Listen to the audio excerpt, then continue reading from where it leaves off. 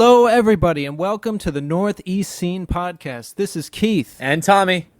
How's everybody doing? And today we're taking a field trip out of the Northeast to begin our conquest of the whole world.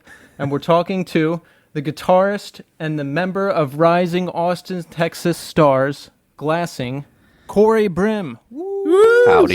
Howdy. Cory, how are you doing today? I'm doing pretty good, man. Thanks for having me on. It's a really nice day in Austin, and I think eventually today I would like to get in the sun. Oh yeah. There's been some really nice days lately.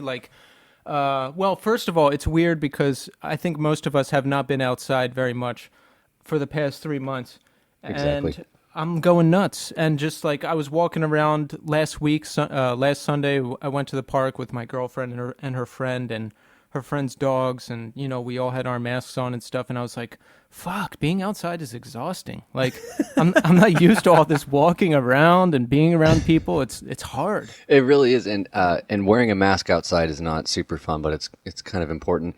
The thing that I used to do before all this was go play basketball like pretty much every day at like noon at my work, and a bunch of guys would go there, and that's been my exercise. And now that I don't have that, I don't think that I've got my heart rate up above whatever it is sitting at right now for a couple months, and I don't think that's very good.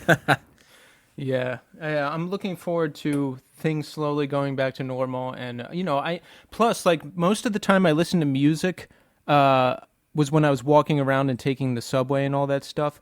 So my music consumption has gone way down, which is very troubling. I need don't to think you fix have an that. excuse, man. I think you need to increase your music consumption. I know, especially if I'm doing this podcast. Like, what the fuck? I would think so. Have you listened to Glassing before? Oh, yes, of course. Now check this out. Glassing, Spotted Horse, was the Northeast Scene's #1 record of 2019. Do you realize that? Yeah. You know what I did? I thought that was so cool, and that's part of the reason I was down to come on, because I was like, wow, these guys are down. Let's do it. Yeah. But yeah, that's Yeah. awesome. Thanks so much. We really appreciate that. We were all really excited, and then we checked you guys out and kind of saw what you were all about, and we're like, well, these guys are kind of right in the same vein. And then I checked out some of your guests, and I was like, wow, I'm like freaking small potatoes for these guys. This is going to be kind of fun. But yeah, we're all about what you guys are doing. So thanks for including us and enjoying our music. Oh no, Oh, yeah. not to us, man. You guys are so Keith and I do this thing when we get into a band, we go crazy. Like, it's all we listen to. We go nuts with it, and the Glassing record we went nuts for like Awesome. months at a time. We would just be like, dude, have you listened to that last part? And we would just start to like literally sending each other like tracks, like, wait, listen to 3 minutes and 15 seconds into this. Like, we just get so hype about it. Oh, that's awesome. We have this fan of ours named Jace Dominguez. He's in Arizona. He's the best. He always sends us timestamps of our songs, like we didn't make them. But there's like a real loud squeal, I think, and follow through, and he just loves that. So he sends us that timestamp a lot, and it's pretty funny. I like that. Yeah, Glassing now these are the moments I live for musically. Like, I'll listen to a song and I'll instantly be seized by it and become obsessed with it. Yeah. And listen to it over and over and over again. And oh man, I'm blanking on what's track 2 on Spotted Horse. That's gonna be, is it Sleeper or Lobe? Sleeper. It's Sleeper. Yeah. When I heard Sleeper for the first time, I was like, oh my god. Like, and it was one of those moments where I just instantly loved it, and I sent it to like every group text, and I'm like, everyone has to listen to this now. I love those moments. Well, Yeah. You know what blew me away, Cory, was I actually, so after Keith sent me a couple of the tracks, I was like, all right, so I started just kind of like poking around on YouTube, and I found you guys did an audio tree session, and I was like, oh, let me check them out. And I was floored when I found out there's 3 people in the band. Like, it is such a wall of sound, like, and it's just, when you hear it, you can actually start to go, oh, okay, I can see how it works. But Keith and I were actually chatting right before you came on. What's the gentleman that plays bass? What's his name? That's Dustin Kaufman. So Dustin, we were saying, we're like, he looks like this like really well put together, handsome dude. And then when he opens his mouth on that first track, I was like, holy shit, that's not the noise I expected to come out of that person. Like, It's amazing. That's awesome, man. That audio tree. I mean, so two things about the sound of it. You know, the audio engineering people over there are insane. And in fact, everyone over there is so nice. Anytime we go to Chicago, we're gonna just show up and just beg them to let us hang out with them because they're number one, the nicest people in the world. They gave us like a shot of whiskey like 10:30 a.m. so we wouldn't be nervous. Nice. And I don't know if you've heard it. Obviously, it just sounds so good. They do such a good job. And they it's not one of those things where they let you into the studio and be like, hey, can you mix this and that? They're like, no, they're going to do what they're going to do, but you can just trust them fully. When we heard the live stream later in the van on like the way to St. Louis or wherever we were going, we were like, wow, man, this sounds really good just the way it is. And then they do like ever so slight polishing. And then for the final product, we were really just blown away by like how professional they are and how good they sound. But so I appreciate your compliment there. In terms of being a 3-piece and getting to make it sound like there's more of us, that really just justifies all the damn gear I have. So thank you very much for that. I'll have to make sure I tell my wife that it's all been paid off now that someone thinks we sound bigger than we are. Yeah, but that compliment is worth $10,000 of gear. Absolutely. You've got the full stack of Emperors, and then I see some other machinery. I think Dustin is messing around with. Yeah, Dustin's got a it's funny because every time we play a show, he has to be like, I have a vocal effects processor, please, can we please run through that? And so every time we have to do sound check, he's got to deal with that damn thing. But that's, because we like to soak his vocals, and it's his vocals are kind of another instrument. They're not so much like, we don't call him a lead singer or anything like that. You can tell from the kind of music we play that kind of just sits there in the mix. Yeah. And then the all the amps and stuff. I really do think that those are worth having for a band like us because, we are 3 people, and I'm trying to sound like I'm 2 guitar players. Yeah. And when you're only 1 guitar player, I can make it sound like it's more just with kind of running a stereo rig. So I got the 2, and they're super high wattage and all that. So I made it to where it's essentially the rig of 2 guitar players, kind of going through different signal paths and all that sort of stuff. I get pretty nerdy about it. Hey, that's all good. That's the kind of stuff we like to hear about here. And I wish I understood gear more. I'm kind of a novice with it, but I'm learning. And hold on, there was something I was going to ask. Oh, there was a review I read of Glassing before where it said, because there's 1 guitar player, the guitar doesn't like get lost in the mix, and it's not just this wall of noise. You can kind of hear what's going on, and I really liked that, and it's true. Like you can hear exactly what's going on with each instrument. Nothing gets lost. And even when I was like obsessed with Sleeper, I was like, oh, let me grab my guitar and try to figure this out. And I learned some of it, and it's just an all around nice, even sound. Yeah, I remember that review too, and I remember being pretty stoked on that because I mean, first off, if it's good in the mix, that's probably just because I wouldn't shut up to Andrew, our engineer, to tell him to turn me up, because I always do that to him.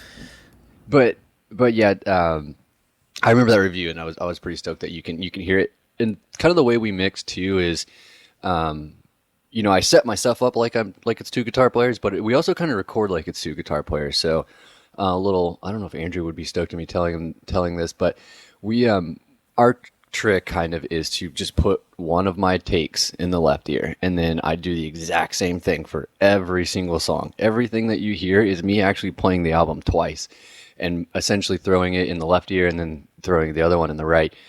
It's not always just that simple, but that's a kind of a good template for a recording a Glassing song. That's awesome. Nice. Yeah. You get a lot more depth that way, Yeah, absolutely. So I'm gonna take us back a bit. Did you grow up in Austin?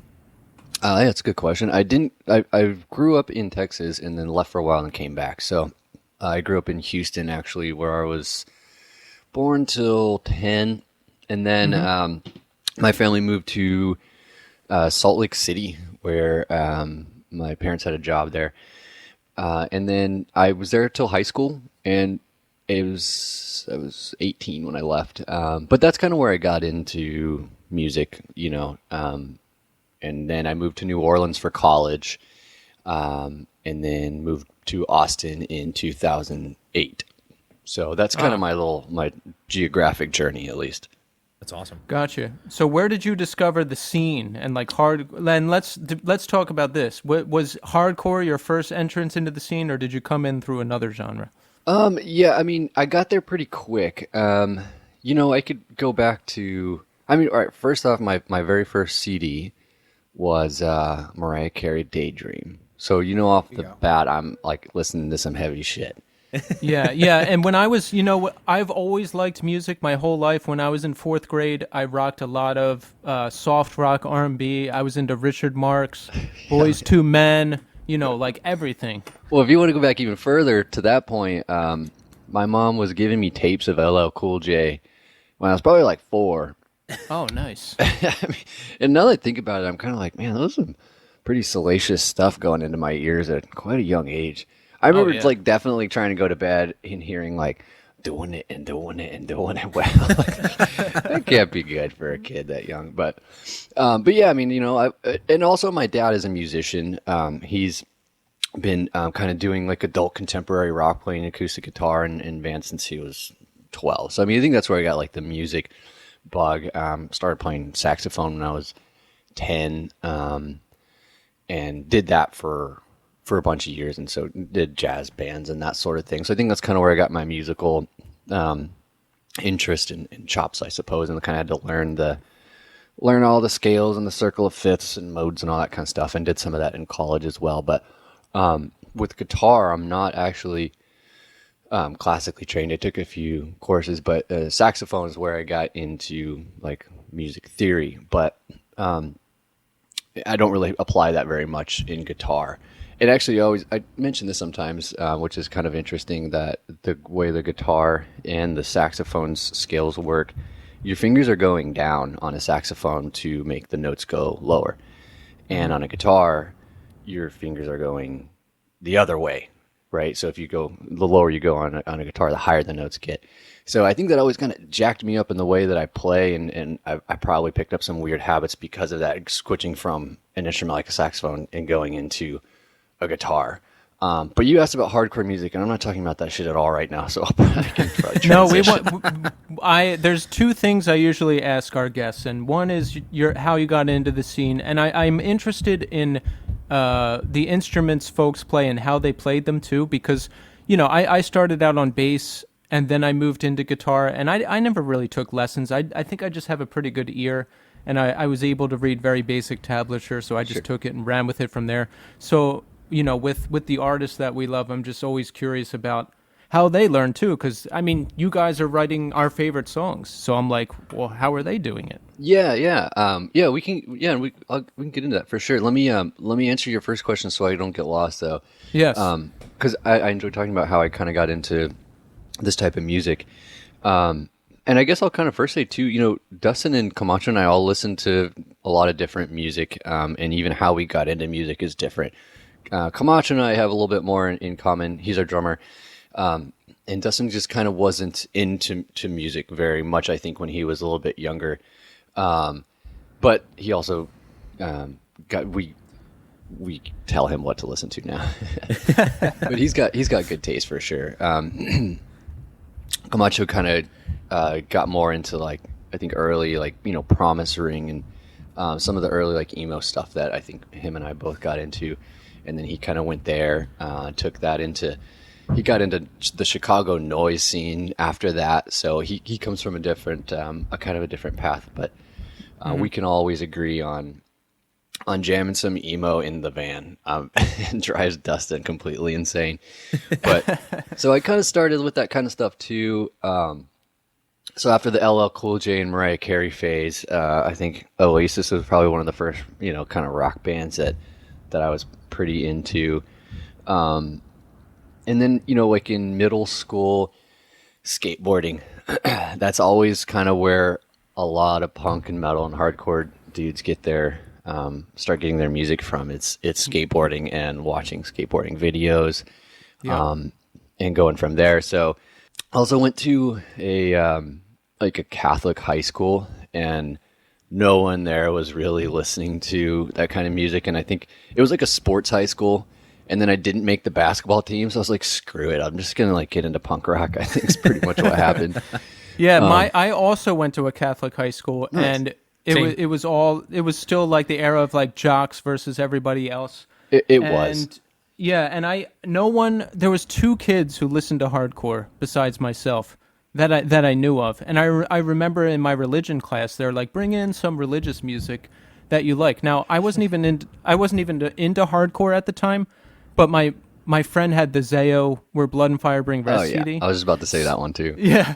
So I just wanted to enjoy the shock value. So I brought it in and played track 8, I think. And everyone was like shocked. They're like looking at me like, you listen to this? And I was just like, hey.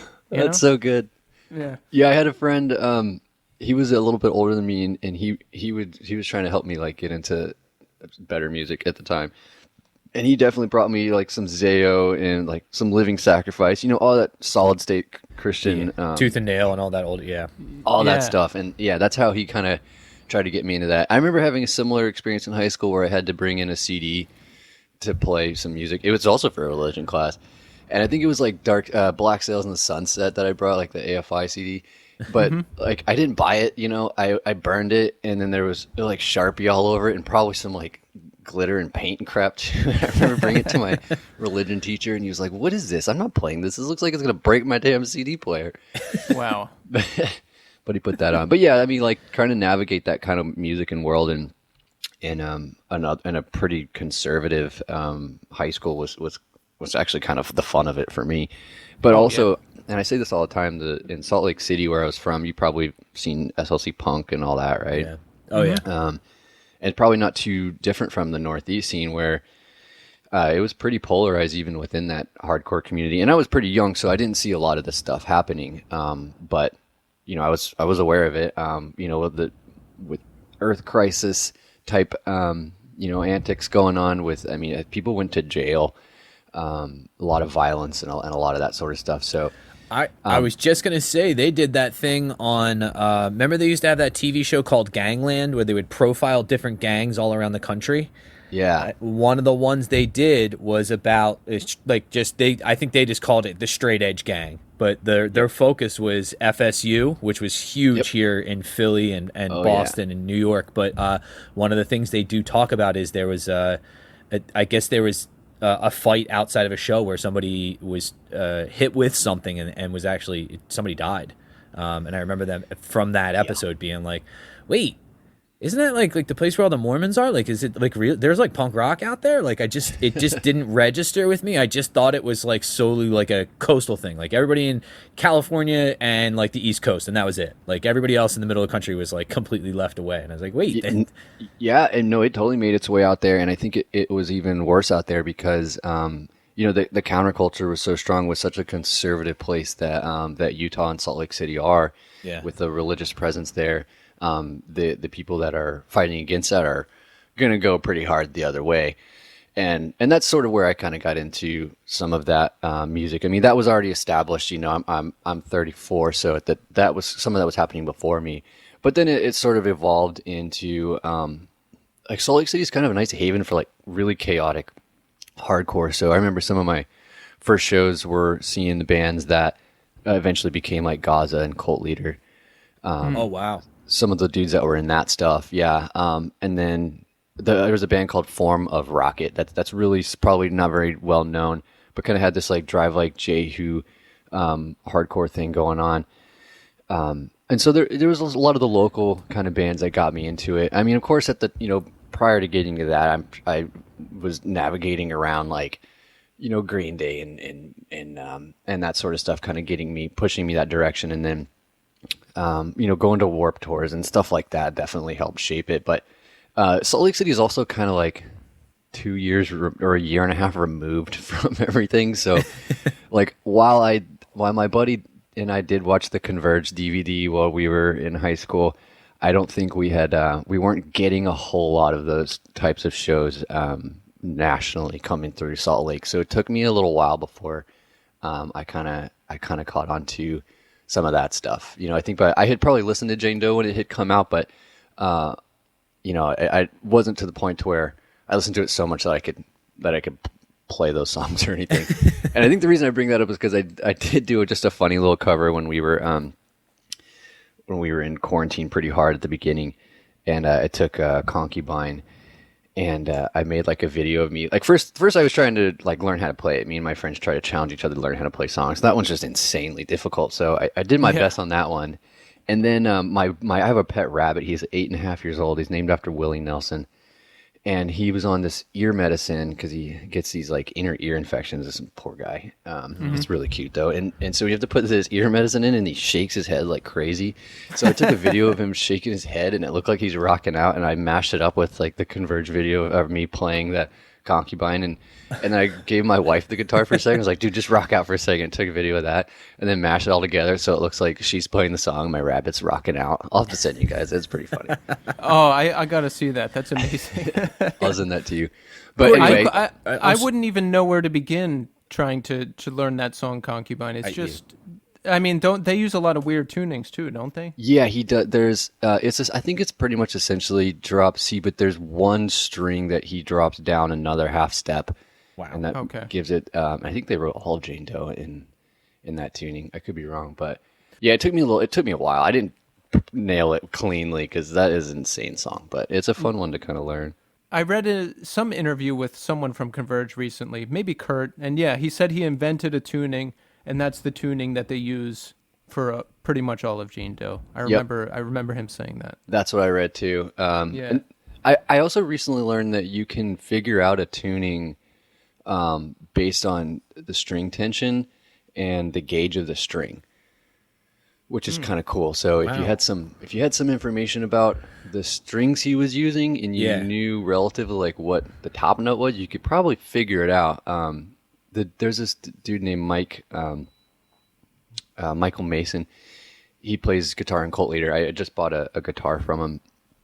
He makes some really badass handmade equipment. He's like total genius kind of guy. And so I just bought a guitar from him, and he was explaining to me. I was like, man, what tuning do you play that in? And he like doesn't tell people that kind of stuff. He's like, but the string tension is this and this, and the string gauges are this. So with a little bit of math, you could figure it out. And I was like, oh, geez.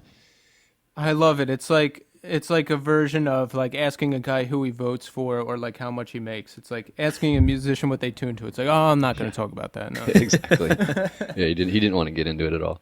I mean, I still play everything in drop D, so I haven't ventured too far out of that. Oh, I would hell like yeah, to get but that was the best tuning ever when you first learned that one.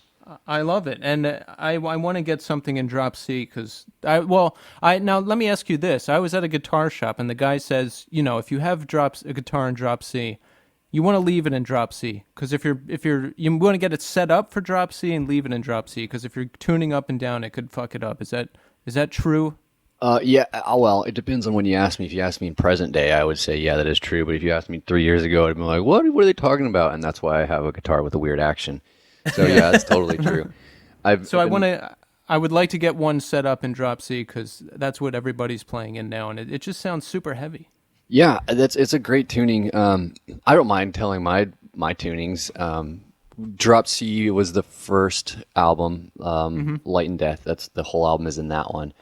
And then Spotted Horse is in. It's a very similar tuning, but you've probably heard of Dadgad. It's actually kind of like an Irish acoustic tuning. It's more of an open tuning. Open. Yeah, I was going to say it's open, yeah. So for Spotted Horse, I did Dadgad, but a full step down. So it's CGC, FGC. That's awesome. And I really like that tuning a lot. That's a fun tuning. And then currently we are writing, we're about halfway done with a new record, and that's a kind of an iteration of the CGC, FGC, and I take the top 3 strings and tune them down to A sharp. So basically going a whole nother step. Yeah. Damn. Whole nother step down. Yeah. So how do you figure these out? Do people tell you about them? Are you workshopping with other people, or do you just experiment, or both? Well, I think after Light and Death, playing drop C, which is simply essentially drop D, just lower. I had been playing in that tuning, since I first figured out how to do it, that when you get that first drop D sound and your just eyes light up when you're like 15, Yeah. And I'd been doing that for over 10 years, and I was just kind of like getting writer's block, and I was like, man, I love playing guitar, but I'm like not really digging it right now. I Yeah. think it's just because I just need something fresh. So I don't remember how I figured it out, or just like looking up other tunings online, and I think like the first non-traditional tuning is pretty much dadgad. You kind of, that's like a finger picking style. There's a lot of like Irish jigs in there, so I just kind of was messing around with that, and then just plugged it into my rig and was like, whoa, I could have a lot of fun with this. And what I like about dadgad too is you can use your index finger and then your ring finger, and just 2 frets apart on the fourth and the fifth strings, and you're playing the same note. So you hear that in lobe, and a lot of Spotted Horse is me playing. You're doubling yourself. You're playing the same note on 2 different frets, on 2 different. I'm sorry, yeah, on 2 different frets and 2 different strings, and that just kind of, it matches what I'm doing with the amps. Like, there's 2 amps, there's 2 cabs, and I'm essentially playing the same note 2 different ways, and the whole part of my sound is me trying to sound bigger and more than I really am. And so that tuning allowed me to play double the notes, right, without with only having one hand, I guess. So that's one reason I really like dadgad. And then moving into this next tuning that we're playing in now, I kept those bottom 3 strings, or top 3 strings. I never know how to say that. The highest ones, those are the same, so I can still do that and still get those extra sounds. But then I just lowered the thick string, so it's even heavier, but I still Yeah. have that same kind of style. So I'm really enjoying that tuning too. Yeah, so it sounds like I have to start with dadgad, because I experienced the same thing you did. Like, I'm playing in drop D, and I'm like, I don't think I can write anything else. Like, I think I've done it all. There's nowhere else to Yeah, go. that's how I felt too. That's Yeah. definitely what happened to me. And well, and it also was kind of cool. I started playing guitar in another band, kind of around the time of Spotted Horse, and it was called Cold Wives. And it was with some dudes that I love these guys. Brendan Tobin, he was in a band called Red Sparrows, and Yes. Made Out of Babies, and Cooper was in Made Out of Babies as well. And I think he was actually in Thursday for a second, did like toured on their first album or something like that. Or anyway, those dudes were playing in dadgad. And I think that I was like, well, man, I just wrote a bunch of stuff in Spotted Horse in that tuning, and so I just got really familiar with that tuning and those high 3 strings. I'm just married to that sound and those configurations with my hands, and that's going to be my new drop D for probably the next 5-10 years or something like that. I really like that tuning. Nice. So you moved back to Austin, right, in 2008? Yes, yeah, I lived in New Orleans and had like a post-rock band there, and I really enjoyed New Orleans. That's where I, got to see, I Hate God's first show back from Katrina. Oh, wow. Just all that like real kind of sludgy New Orleans stuff. Got to become good friends with those dudes in Thou, one of the heaviest bands in the world. I Love was those just gonna dudes. say, Thou is one of those bands that their artwork, as soon as I see it, I'm instantaneously like, I saw one of their records one time and I was like, I don't give a fuck what this band sounds like. I'm listening to it. Just because everything looks. If you're not familiar with them, like just Google them real fast, because they are literally like, everything looks like an etching, like an old style etching of something. Their imagery is really dark. It's right up my alley. I'm like, it's some of the stuff is like borderline satanic. I'm like, this is great. This is everything I like about like heavy music. And not only is the music incredibly heavy, it's the artwork, the aesthetic matches. Like, it's a really great marriage of those two things. What's funny about that band and their aesthetics and stuff and their art is that their vinyls are different from their digital presence. So Oh, I they have didn't know this- that. Yeah, they have this really consistent digital presence where it's I'm pretty sure what Brian's doing is he goes to the library and finds like these old pictures, and then that's the online presence, and then it's just a bunch of different various types of things depending on the album. Like Summit looks like this, and then Heathen looks like that. But I always thought that was pretty cool. And for a band that's like super DIY, they and you would think it's not really cared, doesn't care much about their branding or whatever. They definitely got that shit on point, which I've always thought was kind of ironic. But they do a great job of that shit for sure, and they sound incredible, by the way. I've never seen them live, but they're one of those bands that as soon as you put them on, it is like they're like so like their tone is such like this deep, heavy, but there's also this harshness that goes along with it. It is really they are probably, I've never seen them live, but I would venture to say that they are like one of those bands that when you see them, you can feel the vibration that they play. Like it's that kind of heaviness. And their tuning, I mean, I think in one song they like went down to like drop D. So like when I say drop D, I mean they go a whole nother octave down from that. Yeah. And I also heard that like I'm pretty sure Andy just uses thin strings too, and he just gets it set up like how he needs it. But I would think if you're going that low, you would start with heavier gauge strings. Yeah, like a 70 gauge top string or something like that. But apparently he's like somewhere in the low 50s or maybe even high 40s or something. But wow, I thought that was pretty cool. Yeah, I saw them randomly at St. Vitus. Now, that style is not my go-to style. Like, I love everything post, and then like hardcore, metalcore, and then hip-hop. Those are like the top 3 genres that I listen to. But I was blown away. Like they were incredible live, and I actually went and like checked out some of their records, and yeah, they're just awesome. Yeah, they're super crushing. Yeah, that's where I met those dudes in New Orleans and stuff, and I think they were from Baton Rouge at the time. But so before I moved to Austin, I was definitely like getting much more involved making music in New Orleans, and when I lived in Salt Lake City and I was in high school, I was going to shows, whatever was coming out, and kind of got into metal there. I remember one time I saw my mom was like, "Where are you going tonight?" I was like, "Oh, I'm going to a show." She's like, "What bands are playing?" And I was like, let's see, Scarlet, the Black Dahlia Murder, Every Time I Die, and As I Lay Dying, which now we call As I Try to Kill My Wife. But my mom was like, okay, have fun, honey. Stay safe. Yeah. I love it. So that's like my metalcore high school days for sure.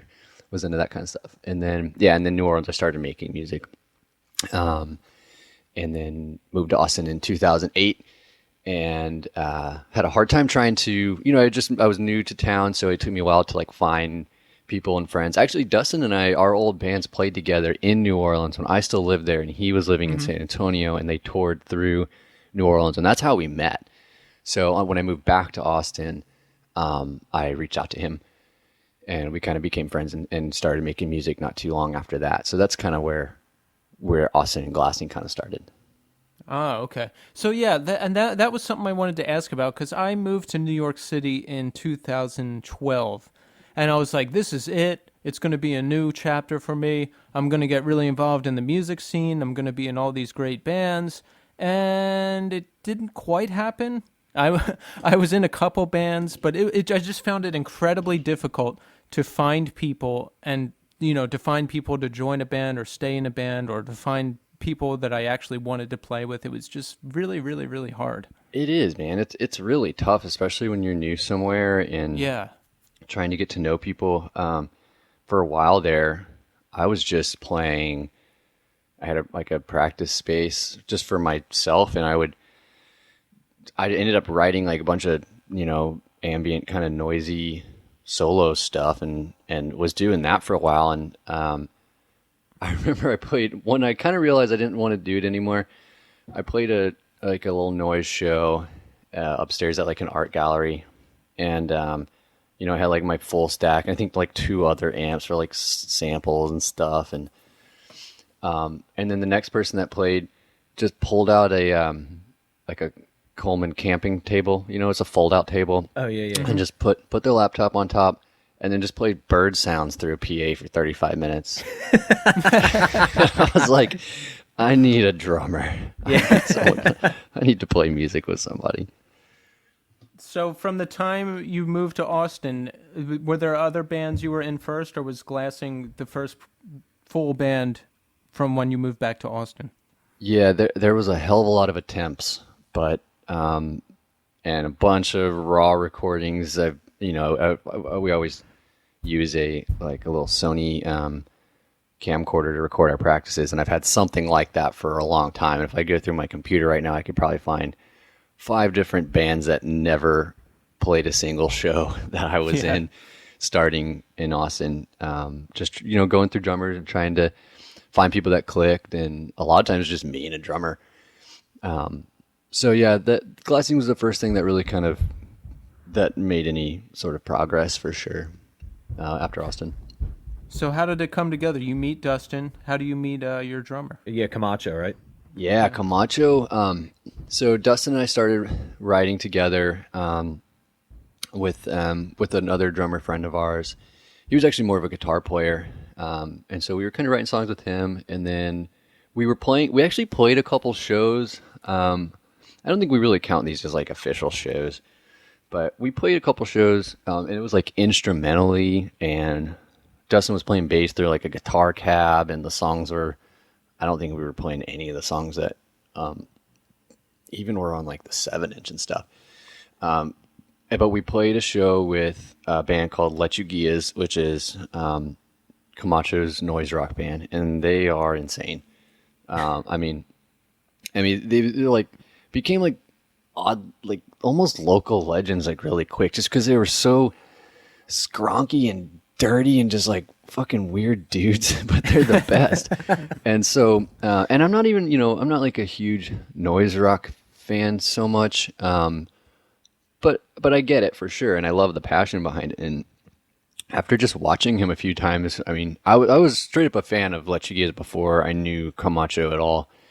And I remember one time I went to go see Lechuguillas at this like skate park warehouse thing, and he was on one that night. They killed their set, and then he goes over to the merch table, and we don't let him do merch, by the way, and this is the reason why. I go up to the merch table. I mean, I definitely want to get a record, but there's like 20 people around trying to get shit, and he's like still in the zone from playing drums. He just takes a whole box of records and just throws them at everybody like it's like he's Oprah, just tossing them out, throwing at people, throwing shirts at people.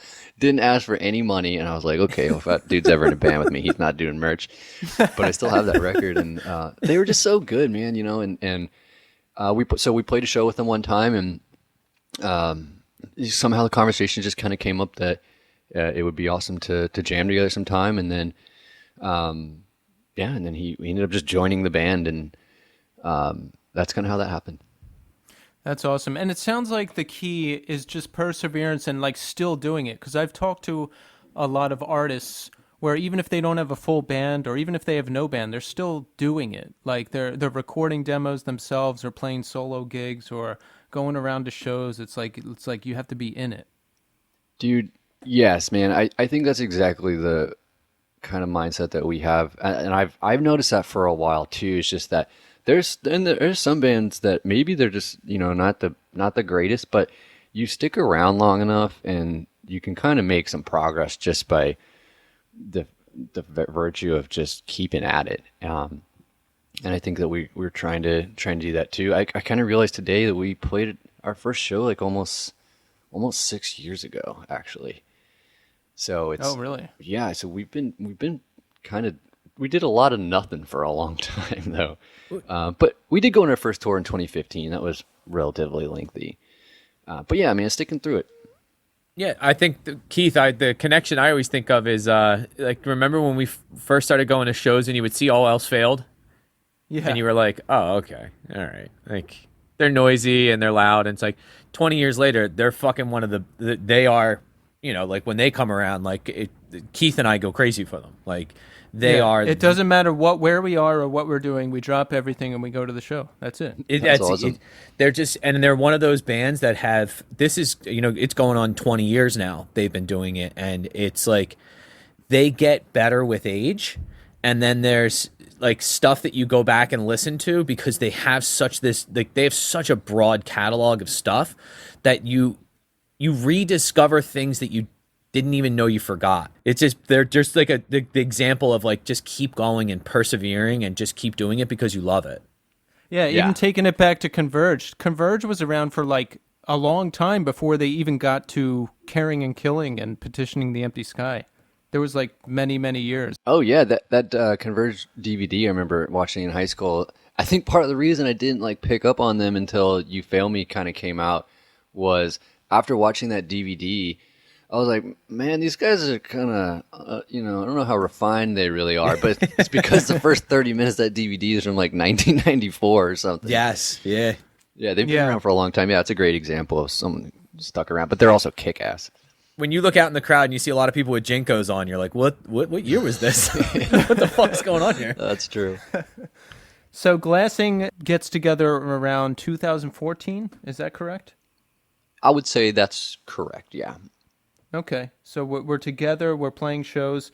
What was your first release? Because I got turned on to you guys from Spotted Horse, and I know you have the LP before that. Yeah, we did do a 7-inch, but that one's kind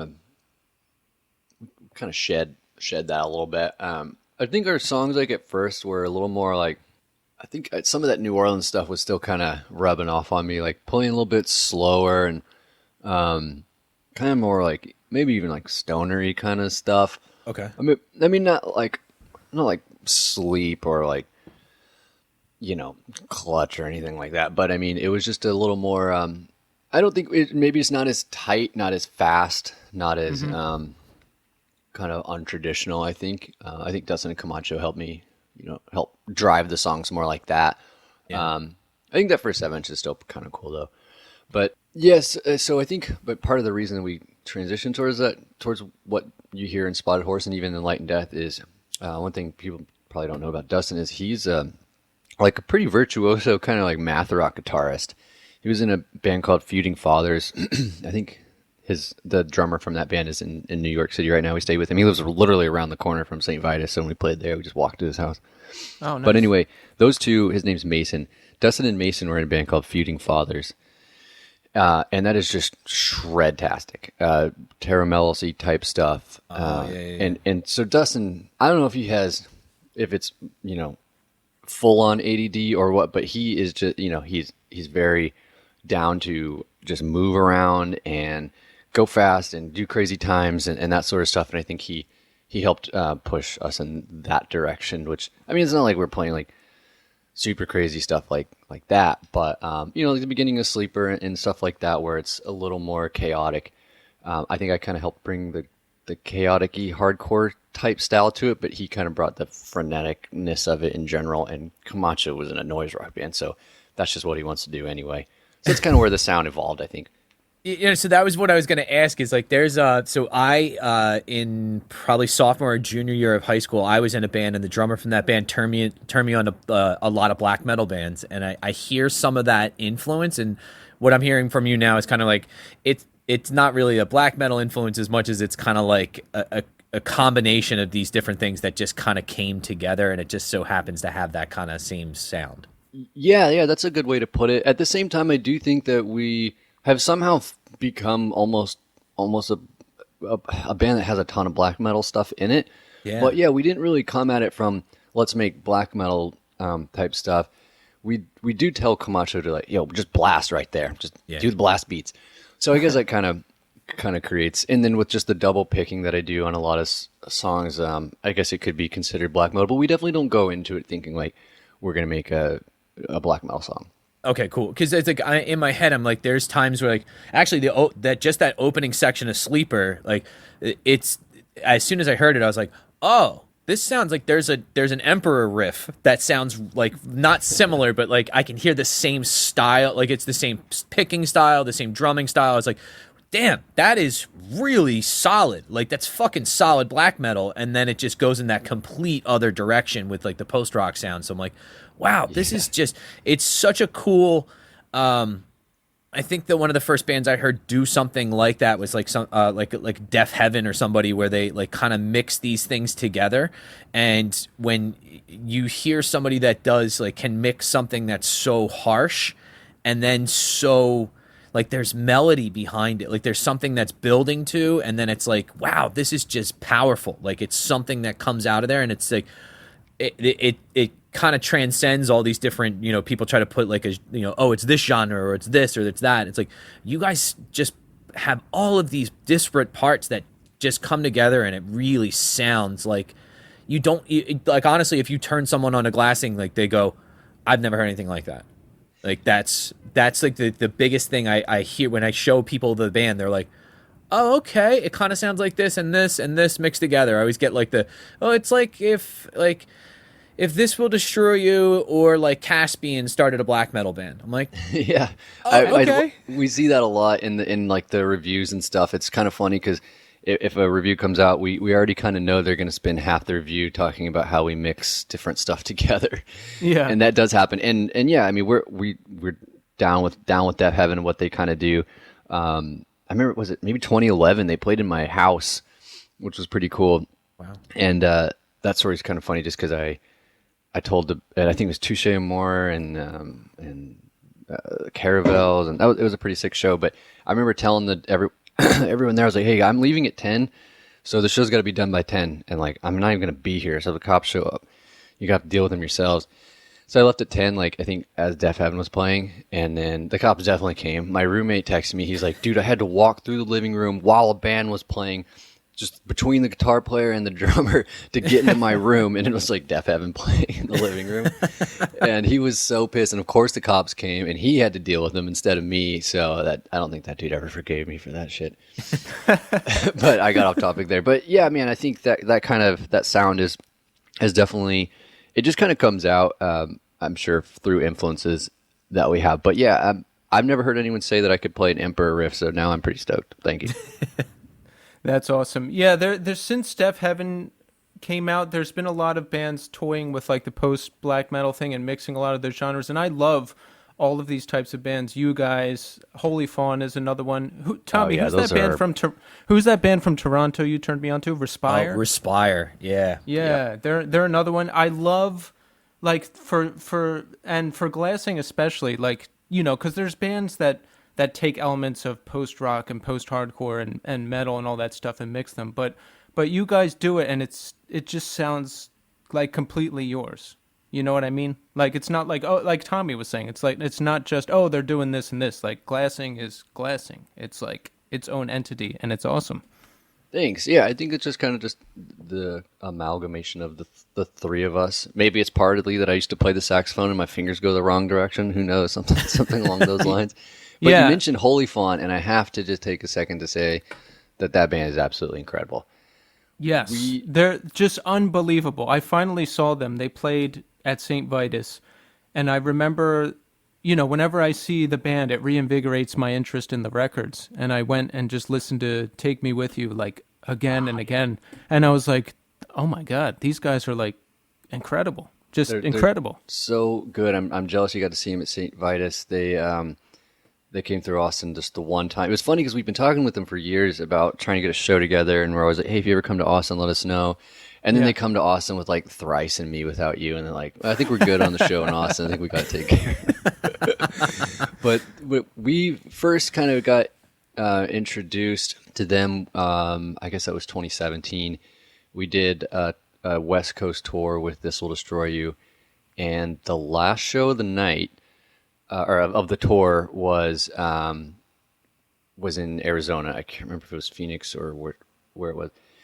But yeah, so and the Holy Fawn dudes were there, and then just started chatting us like on Instagram or whatever, just like, yeah, good show and stuff like that. I was like, cool, and just didn't really think anything of it. And then like 6 months later, I started like see them on my Instagram feed. And I was like, oh, I'll check these guys out. I think I remember these are the guys that we were talking to in Arizona, and then just put on the song and I was just completely blown away. And like bought at the time they only had that first CD out.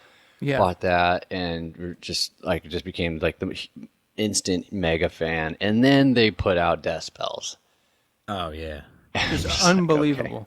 Like, okay. We get mad when we put it on as a band. Like we'll put it on the van, and then Dustin will be like, dude, just turn this off. I'm like, what are you talking about? He's like, I just too good. I can't fucking do it. It's making me piss about our music. That's how good they are, and they're just like the sweetest people. I've actually never really in person met them. I wasn't at the show in Austin. I was out of town, but Dustin Camacho went and met him, and I've been talking to them online and stuff. But whatever, they're just the nicest dudes. Nothing but the best for those guys. I hope they just become huge. Same. And I haven't even listened to that first record yet. I'm so stuck on Death Spells. I haven't even gone back and listened to the first record yet. It's so I have that. really good, man. I have that to look forward to. And I think it's just Ryan in his room. I don't think I'm pretty positive that's not a full band. Yeah. Yeah. See, another example. You just got to do it. You just got to do it yourself. Just stick with it. And the other pieces will come together. Absolutely. So you said the first Glassing tour was in 2015? Yeah, we did one in 2015. That was kind of up through, I think we did like Oklahoma, Nebraska, St. Louis, Chicago, and then back down through like Tennessee and Alabama and Louisiana. Kind of like a mid-coast south type run. And that was just by ourselves. And then we wrote and recorded. I don't know if we had Light and Death done by then or not. But then we spent a long time writing and kind of took a year off from touring. And the next time we went out was with This Will Destroy You. I think we had done some like little runs here and obviously played a bunch of local shows and stuff. But then we did the run with This Will Destroy You. And then after that, that's when we kind of finished writing and recorded Spotted Horse. And then more recently did that kind of bigger East Coast tour at the end of, or I guess it was around this time last year. It's been a while since we toured. We were about to go to Europe. We would be getting back from Europe now. So that was kind of a bummer, but that's kind of our tour history. Yeah. So who was the European tour going to be with? Oh man, there's this band called Ingrina, Ingrina. French. I would say a dark French Caspian. Ooh.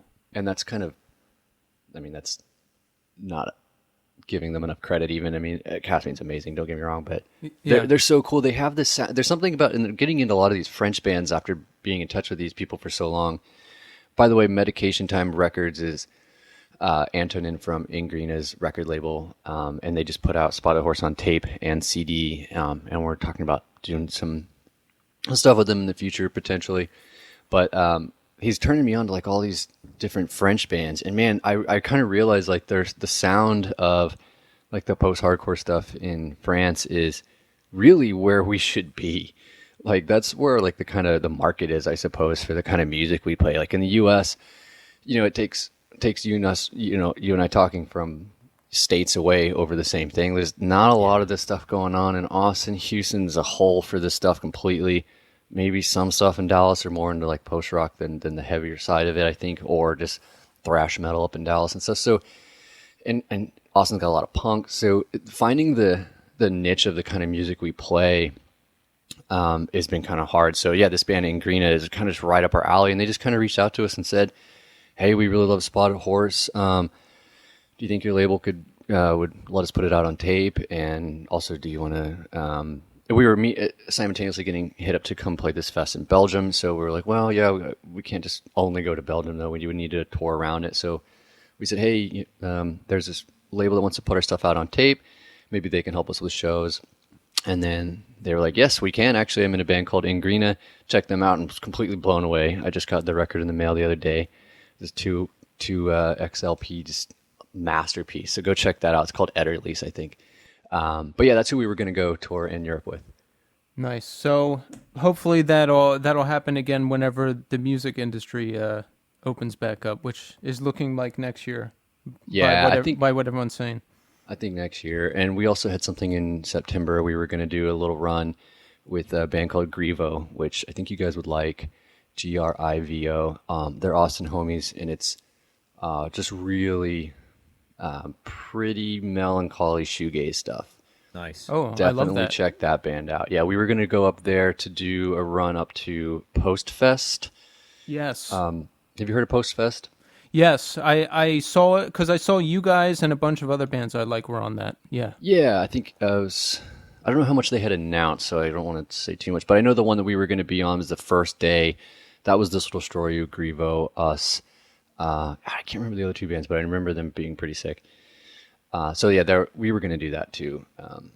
But yeah, we were really excited to go to France. We were kind of bummed. We were going to do France, I think the Netherlands, Belgium. I think there might have been a date in Germany too. But man, yeah, it's kind of funny. I always think, when I lived in Louisiana, part of the reason I did because I have some, I guess, like heritage there. My grandma was born there, and her family was from there and stuff. And I always kind of think like it's kind of ironic that the kind of music I ended up writing is enjoyed most by the French people. Like, I wonder if there's some sort of like lineage, family, blood thing that you know what I mean? I don't know. It seems weird, but I love that. Well, the French have good taste because I find it incredibly difficult. No, I split my time between Manhattan and Brooklyn, and I don't know anyone who listens to the same music as me up here. Anyone. yeah, exactly. The only time I have someone to go to a show with is if my girlfriend goes, and she likes it sometimes. Like, she really loved Holy Fawn and Nice. some other bands she has seen. Like, the only other time I would go to a show with someone is if I go down to Philly to see Tommy. Like, Yeah. I don't know. I don't know where all the post people are. I have to find them. Where my post peeps at? Yeah, I go to shows, I see all the people. I'm like, who are these people? What? How do I break into this? I don't know. You got to go to France. Yeah, apparently. When you where were it's at. when you were saying that, I was like, I should just move to France. I could start I a think you should, man. I could start And a what's cool post band. Yeah, dude. I think what's cool about that place is we were like looking at our tour, just the routing and whatnot, and it was a little all over the place. But the point is like we could have refined a couple dates really easily to make it to where like literally 2.5 hour drive like every day, make maybe up to 5, and that's a little bit more like the way it is to tour on the East Coast. So I think touring would be nice over there too. But man, out where we are and then West Coast, it's just a nightmare to do the tours on that side of the country, just because you're going to be getting 8 to 10 hour drives pretty much at some point. Yep. If you're going to do that. So we really definitely like the shorter. I mean, obviously everybody does, but I think France has that going for us. In Europe in general, and we haven't been to Europe yet, but I hear that the way they do it is just there's a lot more hospitality. They kind of you're going to get a place to stay. That's just like part of the way they work. So there's a lot of that going on that we were kind of bummed to not be able to. But yeah, next year we're gonna do Post Fest will be rescheduled, and then we'll do what we were about to do with Europe next year too. Nice. So I got turned on to you guys from This Will Destroy You posted and told everybody to check out Spotted Horse. Yeah, And I remember I'm that. a huge This Will Destroy You fan. So I too. listened to them. And I was like, all right, let me check this out. And that's when I was like, holy shit, this is awesome. Did you see a big jump after they made that post? Yeah, a little bit. We had already toured with them when they said that. Yeah. But yeah, we did for sure. Those dudes are really close friends with us. Andrew is their current bass player, and he's mixed all of our records, and he recorded Spotted Horse and mixed it completely. Wow. He's recorded the new stuff we're working on. Jeremy, the guitar player, who sits down. Although I think I saw both of those motherfuckers sitting down the last time I saw them play. Yeah, they do. And I was Yeah. like, on one hand, I was like, wait, what's going on? But on the other, I'm like, well, it's a long set, and we're getting older. I'll give them a pass. I asked Jeremy once, so why do you sit down? He's like, just kind of like to be like mono? Is that why? He's like, no, dude, because I'm fucking lazy. So that's the answer. That's the secret right there. Okay. But yeah, so Jeremy and we lived together for a year in, I guess, 2012, something like that. Maybe like 2013. We had met in New Orleans with my old post-rock band, played with This Will Destroy You in like 2010, I think. Mm-hmm. And then I was like, hey, you guys are from Texas, right? And he's like, yeah. I was like, hey, I'm about to move back to Austin. He's like, cool, we should go, float the river and drink some beers or whatever. And so we kind of became friends when I moved back to Austin. Then eventually needed, was looking for a new place, and we lived together for about a year. And he moved in with his cat that he named Lord Baelish, like a total psycho. I don't know who names their cat Lord Baelish. but he did. And I have my bunny Willie, so we had little animal friends. But yeah, I mean, all to say, we're just super close with those guys, and Chris has done all the artwork for us, like for the last, actually for everything we've done, he's done the artwork for.